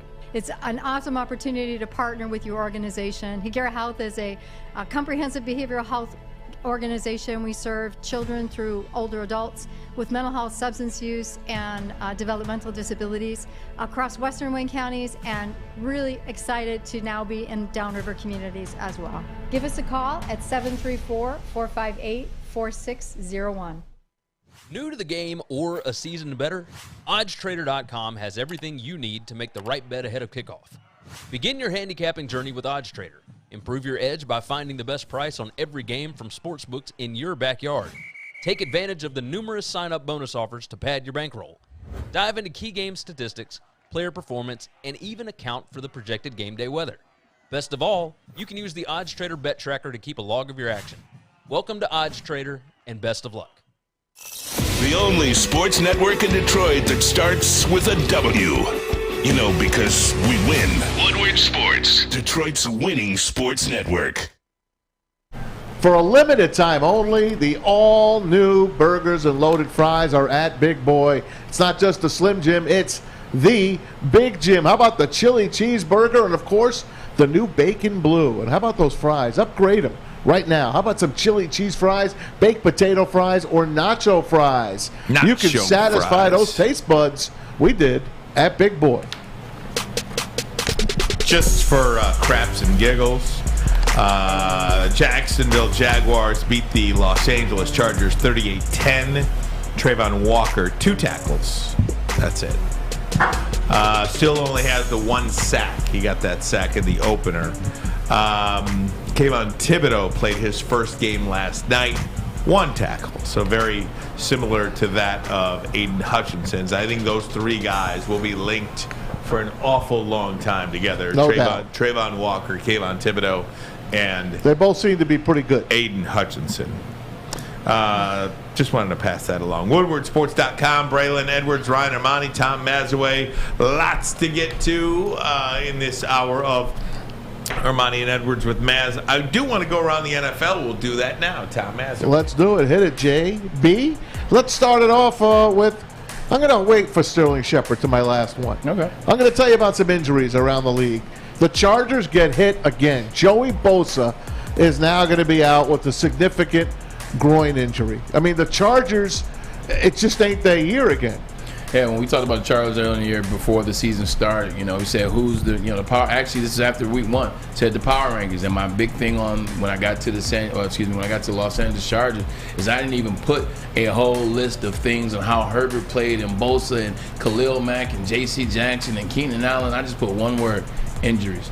I put one word: injuries, and ever since I put that one word, because this is what has typically derailed the Los Angeles Chargers for the past 3 years, is injury. Keenan Allen gets injured every year. Herbert has to fight through things. Eckler last year was injured at times. Mike Williams was injured at times. Now this season already, you lose Rashawn Slater. Herbert's banged up, and now it's tough, man. It's tough sledding. Can't come back from that, man. That's too many guys down. You lose your tackle, your quarterback's banged up, and now this guy. Forget it's over. Your best rusher, essentially. I think with these Bosa brothers, Nick and Joey. And then throw T.J. Watt in there, man. These guys are very talented, but they they cannot stay on the field. They just can't. Is it because too much weightlifting? It's something. I don't know. I have no idea what it is, but they can't stay on the field. That's what I was going to allude to. I mean, you look at the way, you look at the amount of time spent working out as it relates to back in the 60s and the 70s and 80s. The guys weren't working out like that. They were working on some to stay in shape. Like once the season happened, for the most part, then slowly but surely, over the 80s and the 90s and the 2000s and 2010s and now 2020s, guys are working out year round. Now they're doing it, at different increments. Some phases, because they're phases. Some phases are body weight, and some phases are cardio and swimming. There's a lot of weightlifting being done at the Bosa house and the Bosa family, and those 2 individuals and the Watts. And they stay injured. Both families, they stay injured. And quickly, can I say this about the injuries too that we're seeing in the NFL too? So we're getting to that period in college football. We're getting to that period where more and more guys are only specializing in the one sport. I do think that is a big deal. The wear and tear your body has when you only do one sports motion. Does that make sense? Yeah, like sure. One sport. The days of these pro athletes now playing 2 and 3 sports growing up and working on the entire wholeness of the body. It's coming down. It's coming down slowly but surely. These guys are so much better at their rookie season, are so much better now. Well, it's because they're specializing in one sport at an earlier age. And I do think a lot of injuries come from that. There's a real sports about that, actually. There is. And it's a very good one. Trent Williams also down for the 49ers. That's a killer as well. But Cleveland's Myles Garrett on his day off car accident, got away with his life. He could have been in a lot of trouble. Take a look at this guy's car. I mean, this big man survived that crash. And he's going to be okay, but who knows for how long he could be out. So the story with him was that he swerved to try to avoid an animal in the road and avoided several other cars, but ultimately flipped his car several times over. But thankfully has been released from the hospital, non-life-threatening injuries. Could have been a lot worse. You just whoever your God is, you just praise him and thank him and pray to him, man. My goodness. 100%. You're glad he's okay too. And the big thing about this, whenever you hear anything with athletes, especially certain sports, certainly football and basketball, as soon as you hear an instance like that, you instantly go to, oh, he was partying, he was doing this. So far, it hasn't been claimed that he was doing anything, and he came out of hospital. This does happen. I lived in Ohio. Just like we have a ton of deers and animals all the time. I see deers all the time heading home down Maple Road to West Bloomfield. So trust me, he definitely was dodging, at least in my opinion, he was dodging that animal. What do they say? Don't veer for deer? You just go straight through. Which is sad and scary at the same time as well. Because especially you're looking at a Porsche sports car. So you're talking about, let's say it was a deer. So I'm pretty much sure if it was a raccoon, he wouldn't have slowed down. But you're probably looking at a deer. Now you're thinking, who's going to win that? Yeah. Exactly. Like it's not like I'm driving a Tahoe. Like I'm driving a Porsche sports Boxster. So I don't know. For what it's worth, that car for flipping about 6 or 7 times. It kept together. Yeah, no kidding. That's what $149,000 to get you. And that's what wearing a seatbelt will get you too. It'll get you walking out. Very true. Hey, Braylon's number one wide receiver was, of course, Davante Adams. Well, he goes to the Raiders, and guess what? The Raiders are 0-3, and now he ain't too happy, Bray. That's all I could say. It's one of those situations where, so many people have pointed the finger at Davante Adams and say, look, you should have stayed with Aaron Rodgers. This is what you get. You left him and blah, blah, blah. If you look at how the whole situation played out, the Raiders are the lost start. If you look at how the situation played out, you never knew what Aaron Rodgers was going to do. He held the team hostage the year before that. Then this year, he doesn't necessarily help Davante Adams initially get the bag. It was at the end. So it's one of those things where, look, I'm tired of figuring out what Aaron Rodgers is going to do. I think Aaron Rodgers is going to be done playing in a minute anyway. So I'll go out here with my buddy Derek Carr. It's Las Vegas. It's a chance to get some new air, fresh air. It's a chance to be back on the West Coast where he's from anyway. I think you can ask 100 people and you'll get, probably 50-50 chance on what each other would have done. Because I can look at the situation and say, you know what? I mean, I don't necessarily agree with him. But your best bet was with Green Bay. Or you can say on the other side, look, the hell with Aaron Rodgers. Let's go get you can't have your cake and eat it too. You know you got a chance in the NFC. You got 1 or 2 other teams to beat. Once you get paid, you pick the bag and the lifestyle over the team. That's just fair. Right? But they didn't offer him until somebody else threw an offer out there and he's walking out the door. Oh, wait, we'll match it. Well, what took you so long to make the offer in initial? I would have done the same thing. Yeah, but it wasn't like he was going to the Jaguars. He was going to the Raiders, which was a pretty good team. I would have done the same thing. Yeah. But Aaron Rodgers and the Green Bay Packers, you have a chance to win the division every year. Yeah. In fact, not only a chance, you are the favorite to win the division every year. Closing your eyes, you're in the playoffs with a home playoff game. If you want to win, you stay in Green Bay. Hey. You know you will win. If you hope to win, you get the bag and go to Vegas. I'm telling you, Ryan Ermanni chooses the Raiders every day and twice on Sunday. I don't blame him, but you can't be mad that you're losing either. I mean, you can be, but you know what I mean. I like what you're saying. I just think at the end of the day, well, you said it. You agreed, so there's no reason to really mention it. But I think the big thing for me is just the way a team makes you feel. It's like Michael Jackson said, the way he making me feel. And dude, they made him feel like he was less than important, much like another team is doing in the AFC with a certain quarterback. They're making him feel like he doesn't matter. I'll get the hell out of there, too. I can totally appreciate that. Good for Davante Adams. They're not always going to lose. But they're on 3 right now. But they're on 3 right now. They're on 3 right now. You know? Hey, Aaron Rodgers took all the money. He sucked all the life out of that team. I'm an Aaron Rodgers guy. I'm not. I hate that dude. He made a bad mistake. The more you're I getting see paid, Aaron man. Rodgers, the more I just loathe him. Well, he screwed himself. He did. Crazy thing is they're gonna figure it out yet again. Yeah, they will. Like I still have Minnesota winning the division, but not me. I think I had Minnesota 12. No, I had Minnesota 12-5, and I had Green Bay 11-6. Yeah, it's going to come down to the wire. But one of the good guys in the NFL, and you could tell that right away from the way people were hugging on this guy and running to his aid. Sterling Shepard last night, Giants, goes down, non-contact injury, blows out his ACL. It's the second time. He also had an Achilles last year. The guy can't get a break. Taken out on the cart. He's done for the year again, at least.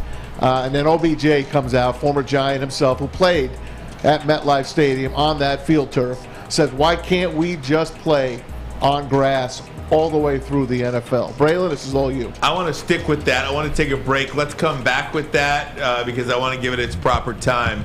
Would you rather play on turf? Is it safer to play on turf, Braylon, or what about that monsoon we saw week 1 in Chicago with the 49ers and the Bears on natural grass? What is the safest field to play on? We'll ask you that next, but first a message from Gypsy Vodka. Summer is over, but the mulligan is still here. Introducing the mulligan from Gypsy Vodka. 8% alcohol seltzer. And it's smooth as silk, ladies and gentlemen, but it is 8%. Not 5, like some of these other weak alcohol seltzers, so you gotta take it slow. But the flavors are amazing. You have mango, you have lemonade, and iced tea. Support Michigan distillers, by the way. Adam and Mike Patowski guys, Michigan State guys, nonetheless, support these individuals because they got it right. It's a smooth product, and they preach love, and they preach family, and they preach unity. Those are messages I can get behind. Yo, the mulligan. But you're going to drink responsibly.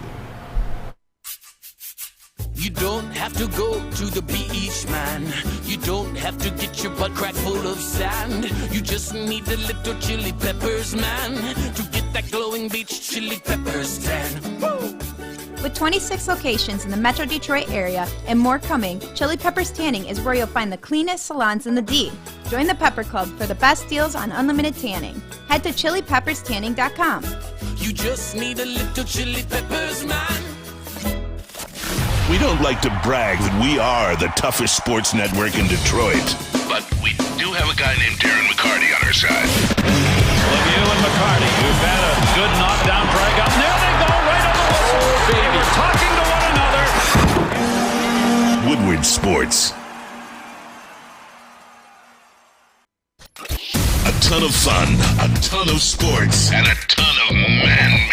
Welcome to the Woodward Heavyweights, live daily 5 to 7 p.m. on Woodward Sports. That was a great question by you before we went to the break, Ryan Ermanni, talking about what is the difference between grass and what is the difference between field turf. I myself, when I got to University of Michigan, they were on grass. Yeah. They were on grass. So it used to be grass, and it was fun going out there, not a lot of injuries. But once we went to that turf, you saw a couple of injuries. The field turf, where they used the shredded up rubber from recycled vehicles and things like that, recycled tires, that they put under there. And that's when you see guys get injured. And now that field, that technology, has been in place for a while. MetLife is no longer new. MetLife came into existence in 2008. I believe I joined so I played on that field numerous times, being on the New York Jets. And you just see guys get injured. It's like the more torque that you put on the knee, and more, when you're planning to put in the front of the ground and break opposite and break the opposite way, or run around and put the feet back in the ground and run and come back and come out. Every time you do that, you're taking a chance that your knee could potentially blow out, that the field turf won't give. And so your knee is staying in one space, or your ankle is staying in another space. And he wasn't even putting his foot in the ground. I don't even. It was like he was walking or lightly jogging. He was basically like He was in the slowdown. He was decelerating. He was decelerating after running around, realizing that the ball wasn't coming to him, decelerating, and stepped on something, and he tweaked it. Man, there's a lot of uneven spots in those fields too. Like I said, MetLife is now 2008. You look at that, it's 14 years. You talk about getting new stadiums. So I don't know if grass is the answer either, because you talk about the draining system. Now, that was just a ball that the Chicago Bears dropped. They forgot to put the drainage system in there, so that's why you had to flood, because they couldn't flood the fields. So somebody was a bozo in that situation. Grass is fun, but grass is tough once you get to the winter months. Once you get to the winter months, the grass gets hard. It becomes like rock ice playing on that stuff. And cleats, you got to get different type of cleats. So Field turf does make you fly. Field turf does feel good. They just have to find a way to come up with some type of material that gives more, so guys aren't blowing knees and Achilles out every year. And honestly, when you build a new stadium, 9 times out of 10, you're putting a roof over it. So you're not going to have natural grass in that place. Arizona has it. They grow it outside, and for the game, it comes in mechanically. Yeah. It comes in. It takes it. Yeah, it's beautiful. I guess that's another way. It's a beautiful way to do it. I love Arizona. They spent a lot of money. Usually by the time people get to the actual field part, they spent the money everywhere else, whether it be the overhang, whether it be the retractable roof, whether it be the locker room. By the time they get to the field turf, they're like, look, just throw some rubber on and call it a day. But that Arizona, I did like that Bermuda turf, that Bermuda grass, as they call it. I loved it. Always was fun. Like, I never had a problem playing and getting in and out of breaks. It never slid either. Like, a lot of that turf, sometimes when they use those rolling grasses, they slide and they slip and they get messy and nasty. Arizona never had that problem. They might have it in Las Vegas, too. I'm pretty sure do they? They do. Yeah, they might. I think they do. But here's the kicker. If you remember the old stadiums, the Silverdome, that was a concrete floor. Concrete floor with a little green carpet on it. That thing was terrible. And you wonder, look, it's hard enough to play in the NFL. I can only imagine what the body goes through. Yeah. Can you imagine playing on cement? That's all it was. Amazing. Think about Barry Sanders there for 10 years. Jeez. Just the wear and tear on your knees, on your feet, on your ankles. I played on your shoulders when you're driven into the ground in a much more violent NFL than it is now. So I played at Silverdome in 2000 actually. I played. It was Bishop Gallagher versus Divine Child. We blinked Divine Child 28-0. Thought we were going to do good. We were terrible after that. But even just after that game, I played defense that game. I had a couple sacks. I had some hits. Had a touchdown. I don't say that to talk about the stats. I say that to talk about the very next day, Ryan Ermanni. That Saturday, I was sore as hell. Like, my body was sore. My body, like, my legs felt like they had just ran through a marathon. That field turf of the Silverdome, that concrete, that astroturf. Michigan used to have that, as Michigan State used to have that as well. So yeah, it sucked. I'm glad Michigan Stadium used to be on natural grass, as you mentioned, Braylon. I hated it when they went to the turf. Switched. Yeah, There's nothing Michigan like it. State was artificial turf, and Michigan was grass. Michigan got the field turf, and then State said the hell with that, and then they went to grass. Look at Lambeau, man. Lambeau Field got it right. They know what they're doing, and it's fine in the winter as well. They have the heaters underneath to melt the ice off of that thing. You got to play on grass. Is the way it goes. It's more expensive, but guess what? You're a multi-billion-dollar team, and a multi-trillion-dollar league. You can figure out how to do the field. Nobody's landscaping company is as good as the Green Bay Packers, because when I played on that field, like, touching a blade of grass was like being in the Coliseum. And I know it was dirt in the Coliseum back in the Roman days, but bear with me, man. It just was so special, and it was so fast, and they took amazing care of it. Nobody else grass is like that. Chicago Bears sucks. Cleveland sucks. Steelers suck. Yep. You name it. Everybody. Notre Dame's grass is the worst. Steelers are putting a new one in today. I watched them putting it in today, and they'll be putting in another new one in November. Probably. That stinks. Guys, I want to get a chance to look at the Week 3 Power Rankings, Pro Football Talk, NFL Power Rankings. It's hard to argue. It is hard to argue with the Lions, fourth from last. Only 3 teams are worse than them. They come in at number 29. They're right up on the Lions. Now that they're learning how to start, the Lions have to learn how to finish. Only Washington, the Raiders, and the Texans are worse than them. Seattle, the Lions' opponent this week, comes in at number 28. Even the Falcons are above Detroit. Panthers, Saints, Jets, Cardinals, Bears at 22. They are 2-1 on the year. So that Texans team is not a bad team. They hang in every game. Every game. They could have won last week. Bears beat them on a late field goal. I mean, the Raiders. You really think the Raiders are worse than the Lions? Yeah. They're not. They're not really worse than the Lions. But this is Pro Football Talk. Mike Florio and Chris Sims, they put this together. So we go with it. Dolphins number 1, and they are number 1. To be the best, you got to beat the best. And the Dolphins have been the best. 3-0 this year, 11-1 in their last 12. They have skyrocketed up the power rankings, and I think putting the NFL on notice. Bray, you've been very high on the Dolphins. I will give you credit because I did not take them seriously at the start of the year. I did not take Tua Tagovailoa seriously, and they look like they are here to stay. Yeah, if you look at the Miami Dolphins, you got to look at who they beat. Like, that's another reason why you look at them being number one. It's not necessarily just them being 3-0. It's not necessarily that, okay, yeah, they've thrown the ball down the field a little bit to Tyreek. Jalen Waddle, Tua has looked okay. I'm downplaying it for effect. But their defense has played well. They beat the Ravens. They beat the Bills, who were both undefeated when they played. And then they beat the Patriots at the beginning of the season. The reason why they're doing so well, and you look at it, I talked about it yesterday. The Buffalo Bills had 90 plays of offense. The Buffalo Bills had the ball for 42 minutes, and the Buffalo Bills couldn't amass more than the points that they scored.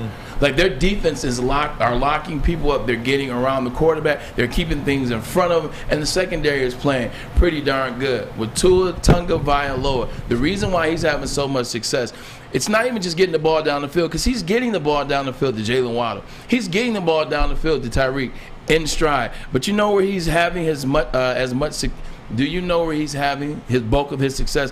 It's where the ball placement is. He's putting passes only the receiver can get to it. You look at the Mike Gesicki touchdown to come back and beat the Baltimore Ravens at the back of the end zone. Nobody was catching that pass but Mike Gesicki, who's a former basketball player. You look at where he's putting passes to Jalen Waddle on the outside shoulder. So DBs that are on the back can't do anything about it. To get to the ball, linebackers or DBs are going to have to go through the offensive player, which creates a pass interference, which changes which creates a first down, and you move the change. He's placing the passes where they gotta be and for nobody else. Jalen Waddle believes in him. Tyreek Hill's been saying he believes in him, because Tua does look better than Patrick Mahomes at the moment. But they're doing it on both sides of the ball, offense and defense. How about 3 teams from the NFC in the top 5? Eagles at 2, Packers at 4, Rams at 5. Sure. I would have bet against those teams. Where are you guys at with the Buccaneers? Buccaneers got a great defense, and their offense is struggling because they have no one right now on that team. When they get Mike Evans back this week, I think that they'll fire on all cylinders. I don't know who they're playing this week. Again, all these spreads this week are close again. It's amazing what they have done. I saw a great analogy for that as it relates to the Tampa Bay Buccaneers. Their defense is playing fine. Defense is still playing really good. Great. Their defense is playing great. They're going to be good. They got the greatest quarterback of all time. I repeat, they have the greatest quarterback of all time. Chiefs Sunday Night Football. Marcus Spears said something that was very funny. He's talking about Mike Greenberg. He said, look, Mike, you're in the Hall of Fame for journalism. He said, actually, I'm in 3 Hall of Fames, but who's counting? He said, if I put my 3 sons up on the desk with you, y'all wouldn't look like a Hall of Fame show. You wouldn't look like a good show. You would look terrible. He said, because y'all put 3 kids up there that don't know what the hell they're talking about, and you're going to have to carry all of them. It's the same thing with Tom Brady. Tom Brady had Cole Beasley, Scotty Miller. I can't even name. I got one of the guys on my team. He's got Rashad Perriman. Perriman, who fumbled the ball. Like, his claim to fame is the 1 touchdown that he went to overtime and he won last year. But he hasn't done anything before or since. He's playing with a bunch of nobodies. So when everybody relaxes, Godwin comes back. Julio Jones will be back. He needs to retire, but Julio Jones will be back at the end of the year. And Mike Evans was only missing 1 year. Everybody pump your brakes. You know what makes me sick about this stuff is, Packers, right? You want to be right on your prediction and all that stuff, but whatever. But, I mean, do you think Mike Evans could have been used on that 2-point play in the end zone? Yeah. Well, he was suspended. That's what I'm saying. Yeah. You know what I mean? You do something so stupid. You let your emotions get the best of you, and maybe you cost your team the game. Because if Mike Evans is in that game, they probably, I don't know if you could say this, but they probably win that game. The interesting thing is, and I don't know if you guys saw it. And the Packers are 1-2 then. Same with the Lions. You can't predict this Lions stuff. are in last, by the way. The interesting thing about is I saw something, and if you watch it again, it kind of looks interesting. And they haven't talked about it because it's probably their in-house. It's anybody's business. Remember so Mike Evans had to turn around to go and push Marshawn Lattimore, right? He was walking to the bench. He wasn't paying attention to anything. And who points to him towards what was going on? It's Bruce Arians. Oh. So here's the interesting thing that's been going around. What did Arians say to Mike Evans? Because Mike Evans wasn't even paying attention to what was going on. Bruce Arians came out there with his defibrillator or whatever it is inside. Then he points at Mike Evans and he says something kind of. He's like, "Hey man, you gonna let him talk to Tom like that?" And so instantly you saw Mike Evans just turn. He flipped like the devil. He turns around and he pushes Marshawn, who he doesn't like anyway. That's a tough man. Who he does like anyway. Bruce Arians says something, and it lit a switch. Arians got in trouble. He's not supposed to be on the sideline. I was thinking that same thing. Wait, why is he even on the sideline? He's not allowed anymore. I think he's allowed before the game starts. Exactly. Like once the game starts, he has to be in the press box with his seat. Exactly. So, that's pretty funny. I didn't know that. Yeah, it's kind of like everybody talking stuff about Chris Webber calling the timeout. Yeah. But if you look at the bench, everybody on the bench was saying, "Call timeout, call timeout." Who was our one guy in the back that called say timeout? Was it? Who's the guy in the back? No. Pelinka? No, a guy actually was calling timeout for Michigan. On the bench, yes. Everybody was. Everybody was. Everybody was. No, Yeah. Michael Talley? I thought it was one guy. No. It's like 4 people. Yeah, there's like a bunch of people on the bench. Including Perry Watson.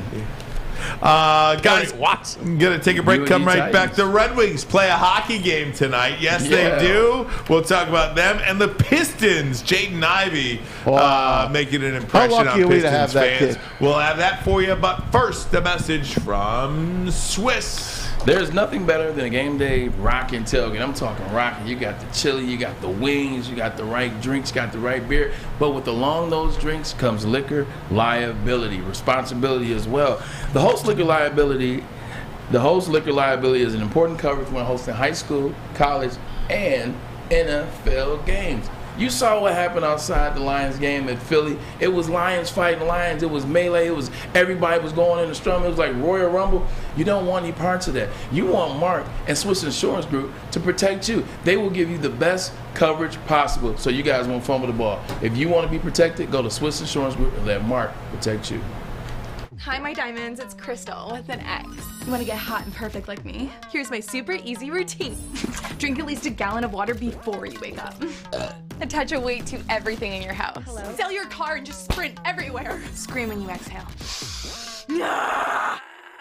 Don't follow Crystal with an X. Do your own thing at Planet Fitness with tons of equipment and free fitness training in our clean and spacious clubs.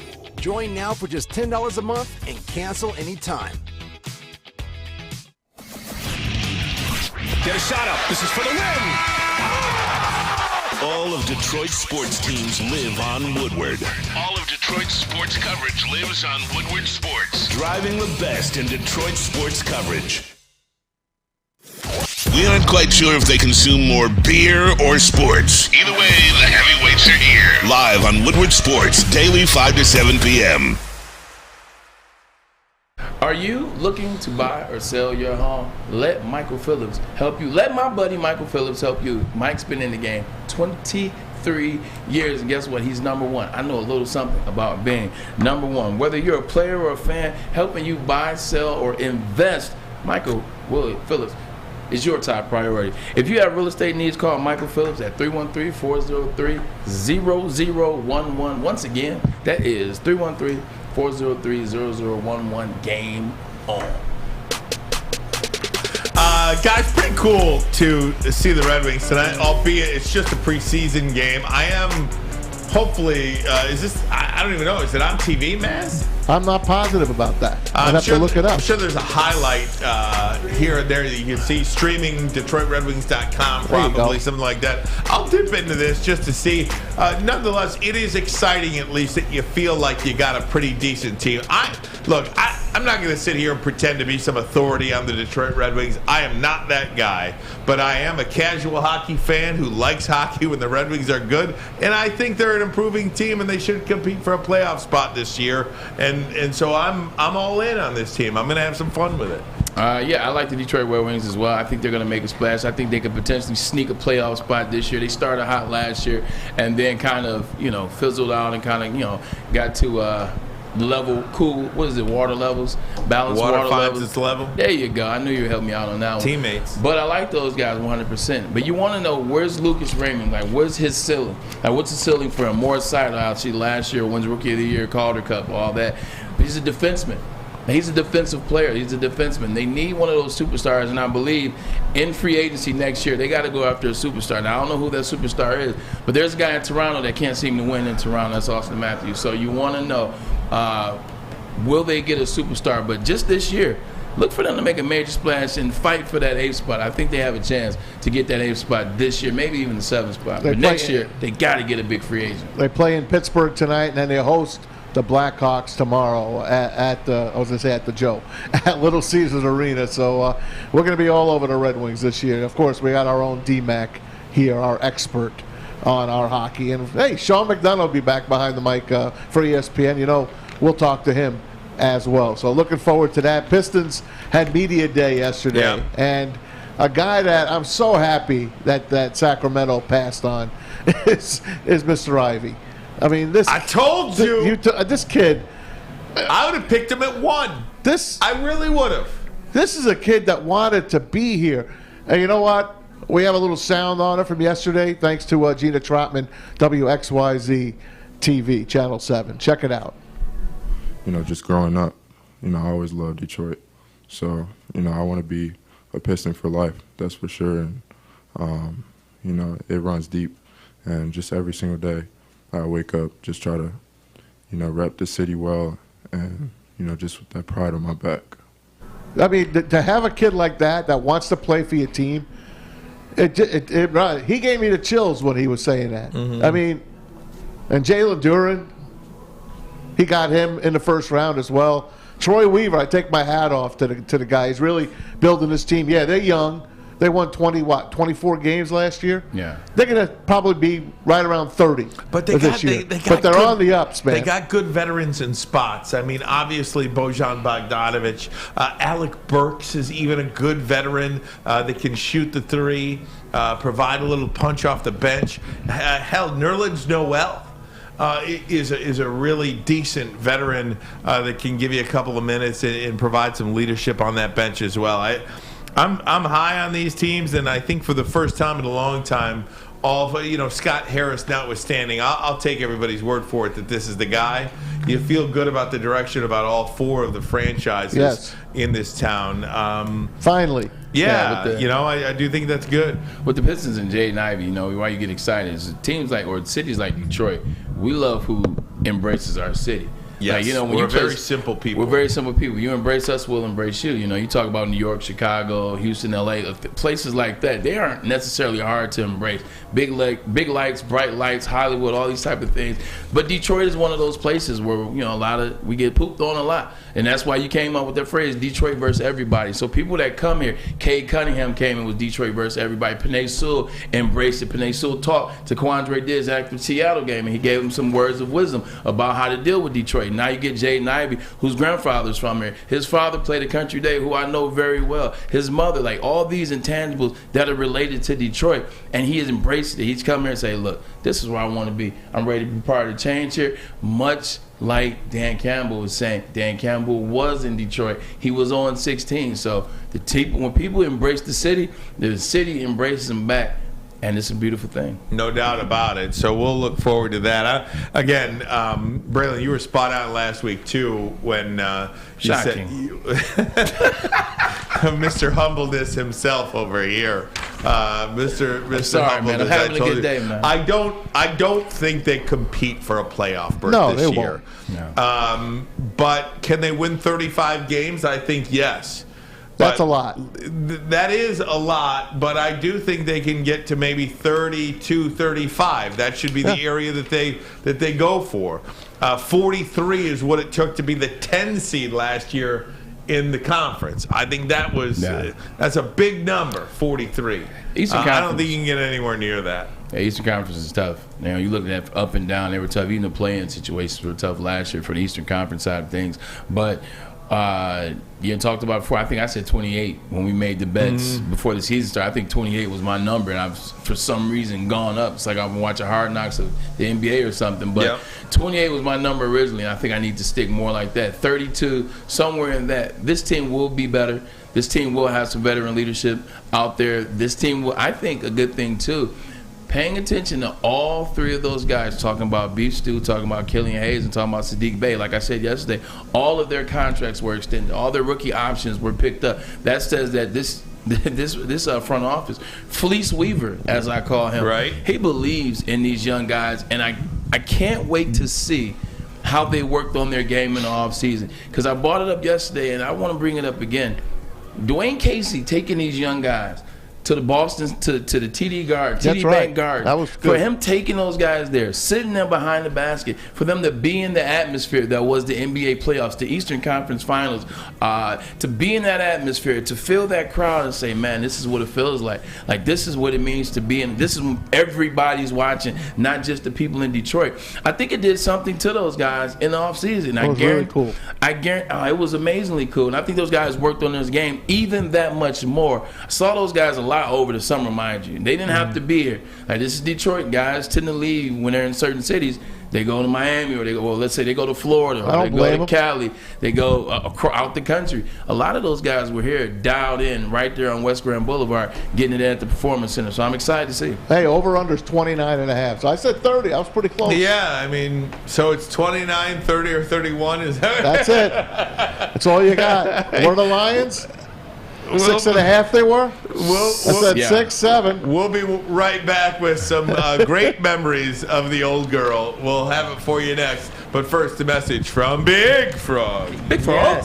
Yes, that is right. Stop into Big Frog today and get yourself a free Woodward Sports t-shirt. That's right, a free Woodward Sports t-shirt all month long at Big Frog in Novi. Just stop in and tell them we sent you, and they will print you up one right on the spot. So go to Big Frog Novi today and get yourself a free t-shirt, or visit them online at bigfrog.com/Novi. Life is full of hard choices. We're here to make one of life's biggest decisions as simple as possible. My name is Christina Gennari, and for over 20 years, I've helped hundreds of families buy and sell homes. We cover all of Metro Detroit and more, from large luxury homes to starter homes. We will work hard to make sure that you get the home of your dreams. So if you're in the market today or even thinking about buying or selling in the future, make the obvious choice. Christina Gennari, the obvious choice in real estate. Visit us at soldchristina.com today. Fellas, let's be honest. We like things to be easy. We like simple stuff, like sports 7 days a week. We like things uncomplicated, like Lady Jane's Haircuts for Men. Open 10 to 8, 7 days a week. Walk in anytime. Sign in, sit down, watch your favorite team play, and before you know it, your hair will be game ready. Open 10 to 8, 7 days a week. Walk in anytime. Lady Jane's Haircuts for Men. It's wicked awesome. Make sure you download the Woodward Sports app in the App Store and the Google Play Store today. Take Woodward Sports with you wherever you go and listen live on your phone or mobile device. The Sports Marketing Agency helps spread awareness about addiction and mental health.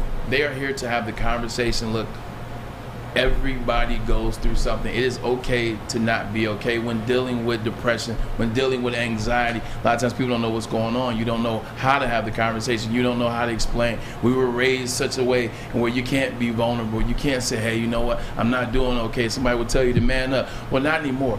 We are destigmatizing mental health, man, and it starts with SMA. thesportsma.com. That's where you go to find answers, conversations. They do an amazing job, whether it's Lomas Brown, myself, Michael Ealy, actor, Devin Garner. We have guys that are having these conversations to give you the insight and the information you need. Once again, that is thesportsma.com.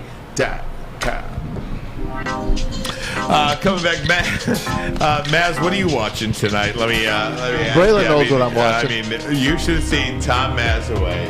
Tom, I want you to tell the people about this. So that was going to be my sign-off. I wrote it. It was the Uncivil War about the Yankees and the Dodgers. But, Maz, you go ahead because you actually did live trailer like that a era. million times. This is my whole childhood here. It's unreal, guys. Yeah. Tonight on ESPN from 9 to 11, it's the Uncivil War, the Dodgers and the Yankees. Don't hate, love, watch. It was from the 77 and 1978 seasons when they went back-to-back in the World Series. And Mr. October, 3 home runs on Game 6 at Yankee Stadium. It was just a phenomenal series, both of them. And it tells you about Reggie Jackson, Billy Martin, Tommy Lasorda, Steve Garvey, the whole up and down, George Steinbrenner. It's just, if you're a baseball guy like me, and you like those teams, You like baseball history, just great stuff. ESPN does a great job. Can't wait to watch it tonight. But also, what it deals with too, if I'm not mistaken, it's really more so not about what happened back-to-back World Series. It's what was going on in the climate of L.A. as well in the climate of New York. New York is burning. Queens is burning. Son of Sam. It was around that time. Yep. Son of Sam was around that time. Same thing was going on. I think crack and cocaine were introduced to L.A. at that time. L.A. was going buck wild. Crack is whack. Whitney Houston, rest in peace. But yeah, 100%. I can't stop thinking about that. But it was about what was going on in the community, because they were a mirror image of each other, racism, just all types of things. So that's the side I'm eager to see, because you're talking about the Dodgers and the Yankees, and that's not the major story. That can't be in anything but amazing. Should be great. Yeah, I'm Should excited. be great. And Aaron Judge, I'll be flipping channels. I'll be watching. I got it taping every night. Every time a Yankee game is on, it's recording. I don't want to miss it. Goes for home run number 61 again. Last night he had a few chances. They intentionally walked him, the Jays did, in the 10th. Of course they did, to load the bases. You can't blame him. And then, of course, Aaron Boone says, let's pitch to Vladdy Guerrero, who, of course, gets the RBI walk-off for the Jays. So, Aaron Boone, you don't know what the hell you're doing. Aaron Judge, good luck tonight. Good luck tonight. Is it a chance, Maz, that he may not get this record? No. No chance. But I think he just lands on it. The reason I think 62 is it. Once he gets 61, he's going to fly through 3-4 more. Now, mistake me if I'm wrong, he has 9 games left, right? Something like that. 8. It might be 8. It might be 8 games. 9 games left. 9. Okay, Yeah. I was right the first time. Don't second guess yourself. Stay with your first mind. The reason why I say that is, one, I've been watching Aaron Judge probably the second half of the year. Okay, especially once he got 50 anything. I was there. What I'm watching is, it seems as though his patience is starting to run out. Like, one of the best things about Aaron Judge through this second half of the season is his patience, his eye, taking the right pitches, swinging at the right pitches. I mean, look, he's getting singles and doubles every game. But last night I started to watch. He started to be iffy. He's fishing for balls now. Like, he's starting to feel that. That's because he's not getting a lot of pitches to hit. I understand that, and that's why both those were factors and why I asked the question. One is he's not getting the pitches to hit, but two, he's now fishing for those pitches and he's not waiting. I'm telling you, that pressure mounts up. Remember we were watching Miggy last year trying to get 500? Yep. That pressure mounts up, and I'm scared that he might not get it. Miggy did it against the Jays, and so will Judge. I want to make sure I get this in. There's 2 stories I want to get in, but one, first and foremost, where were you on this date in 1999? I was there. The closing of Tiger Stadium. The old girl. What's today? Today is a Tuesday. I was at King High School down the street. Playing the Royals. Robert Fick, grand slam, hits the roof in right field. Frank Beckman with the amazing call on UPN 50. Al Kaline talked to Robert Fick. Kaline called it. He talked to Fick that day, and he said, Fick, you're going to hit a home run tonight. Oh, and there he goes. goes. And it was amazing. What a great call. Maz, it was. I took the day off from Michigan. I was at Michigan, living in the fraternity house. It was my sophomore, junior year. I didn't go to class that day in preparation for this. Good for you. Because it was just a spectacle. Yeah. I mean, this is my whole childhood right before my eyes, you know, and seeing all the players come out afterwards, that celebration was such a beautiful thing. Amazing. And I recorded the game on a VHS. I still have that VHS tape. UPN 50 did an amazing job. Ray Lane, Tim Swore. Oh, Tim Swore. It was just great. You guys were the last ones out. We were at WJR. We had the games. Dan Dickerson, myself, and Steve Courtney, last guys to walk out of that building. I'm sure the players were still partying in the locker room, but we were the last media members to walk out. I remember Dan Dickerson walked from home plate to center field to see how deep it actually was. What was it, 420? 440. 440, but it was actually 420. It came up short. Yeah. It came up short. But, wow. Look, I've been to a million parks. Exaggerated. It's like old state. But it's my favorite stadium of all, Tiger Stadium. No doubt. I used to love going there. Period. Once Bo used to do, once Bo retired from University of Michigan, he used to do something with the Tigers. He was the president. Okay, it is, the president. So he used to get me and Dad tickets all the time, so we would go down there. I would love going to Tiger Stadium. It was a lot of fun for Newman. I don't know. We didn't win, but it just was fun. Yeah, incredible stuff. I just wanted to make sure we got that in there. But now, this is a great story too, Maz. Listen to this, guys. Back in, of course, 1998, this was the day that Mark McGwire hit his 70th home run. And a guy making $30,000, his name was Phil Ozerski. He catches the ball. The Cardinals offer him a bat, an autograph, and Phil says, I want to meet Mark McGwire. And Mark McGwire says, no. So Phil says, well, I'm going to hold on to the ball then. A few weeks later, he sells it for $3 million. Mark McGwire did not want to get off his butt and go say hi to Phil. I just don't understand, like, guys, and I'm speaking from a space of... Good for you, Phil. I'm speaking from a space of, like, understanding, because I play ball, and a lot of times I get asked to meet people and shake hands or sign a picture or take a picture and sign something. Like, sometimes there's at times where I don't want to do it, or there's at times where I'm like, dang, I'm tired. But at the end of the day, like, a fan, like, a fan is why we play this game. Like, fans in the stands, man, they believe in us. They believe for us. I mean, you were up here damn near crying because the Detroit Lions lost on Sunday. Like, fans are a large part just getting over it of the sport. Like, I've never refused an autograph. Unless it's maybe a Cleveland fan. I'm picky about who I sign for Cleveland. But that's why you're you, too. That's why people love you. But yeah, something like this, like, Mark, man, it's your 70th home run. This guy, all he wanted to do was meet you, give you the ball, and you couldn't get off your butt. What a dick. Seriously. What I agree. I agree. If he would have been a nicer guy, he'd be in the Hall of Fame. That was his personality, too. He was a gruff guy. I apologize if I offended anybody. He was a gruff dude. But even being gruff, like, because he had a kid, I remember his son that was a large part of the whole home run chase anyway. So I'm like, you have a son, you just hit your 70th home run, like, you can't take 2 seconds. I mean, I guess you could. Braylon, get us out of here. Hell of a day today. Hell of a day. Hell of a day. Thank you to my boy Brady Quinn who comes on. He was amazing as always. Gave us some insight about the Detroit Lions. Told you to stay. Said don't jump off the ship just yet because these guys believe in Dan Campbell. And once everybody comes back, they will get it together. We talked a little about Michigan, like a little bit about Michigan State. Tonight, Maz told you to go check out Uncivil War between the Yankees and the Dodgers in 77 and 79. So go check that out. I know I will. From my man JB in the booth, Fletch to my right, Uncle Maz on the couch, my brother from another mother to the left. We are Ermanni and Edwards with Maz. Peace out. Peace.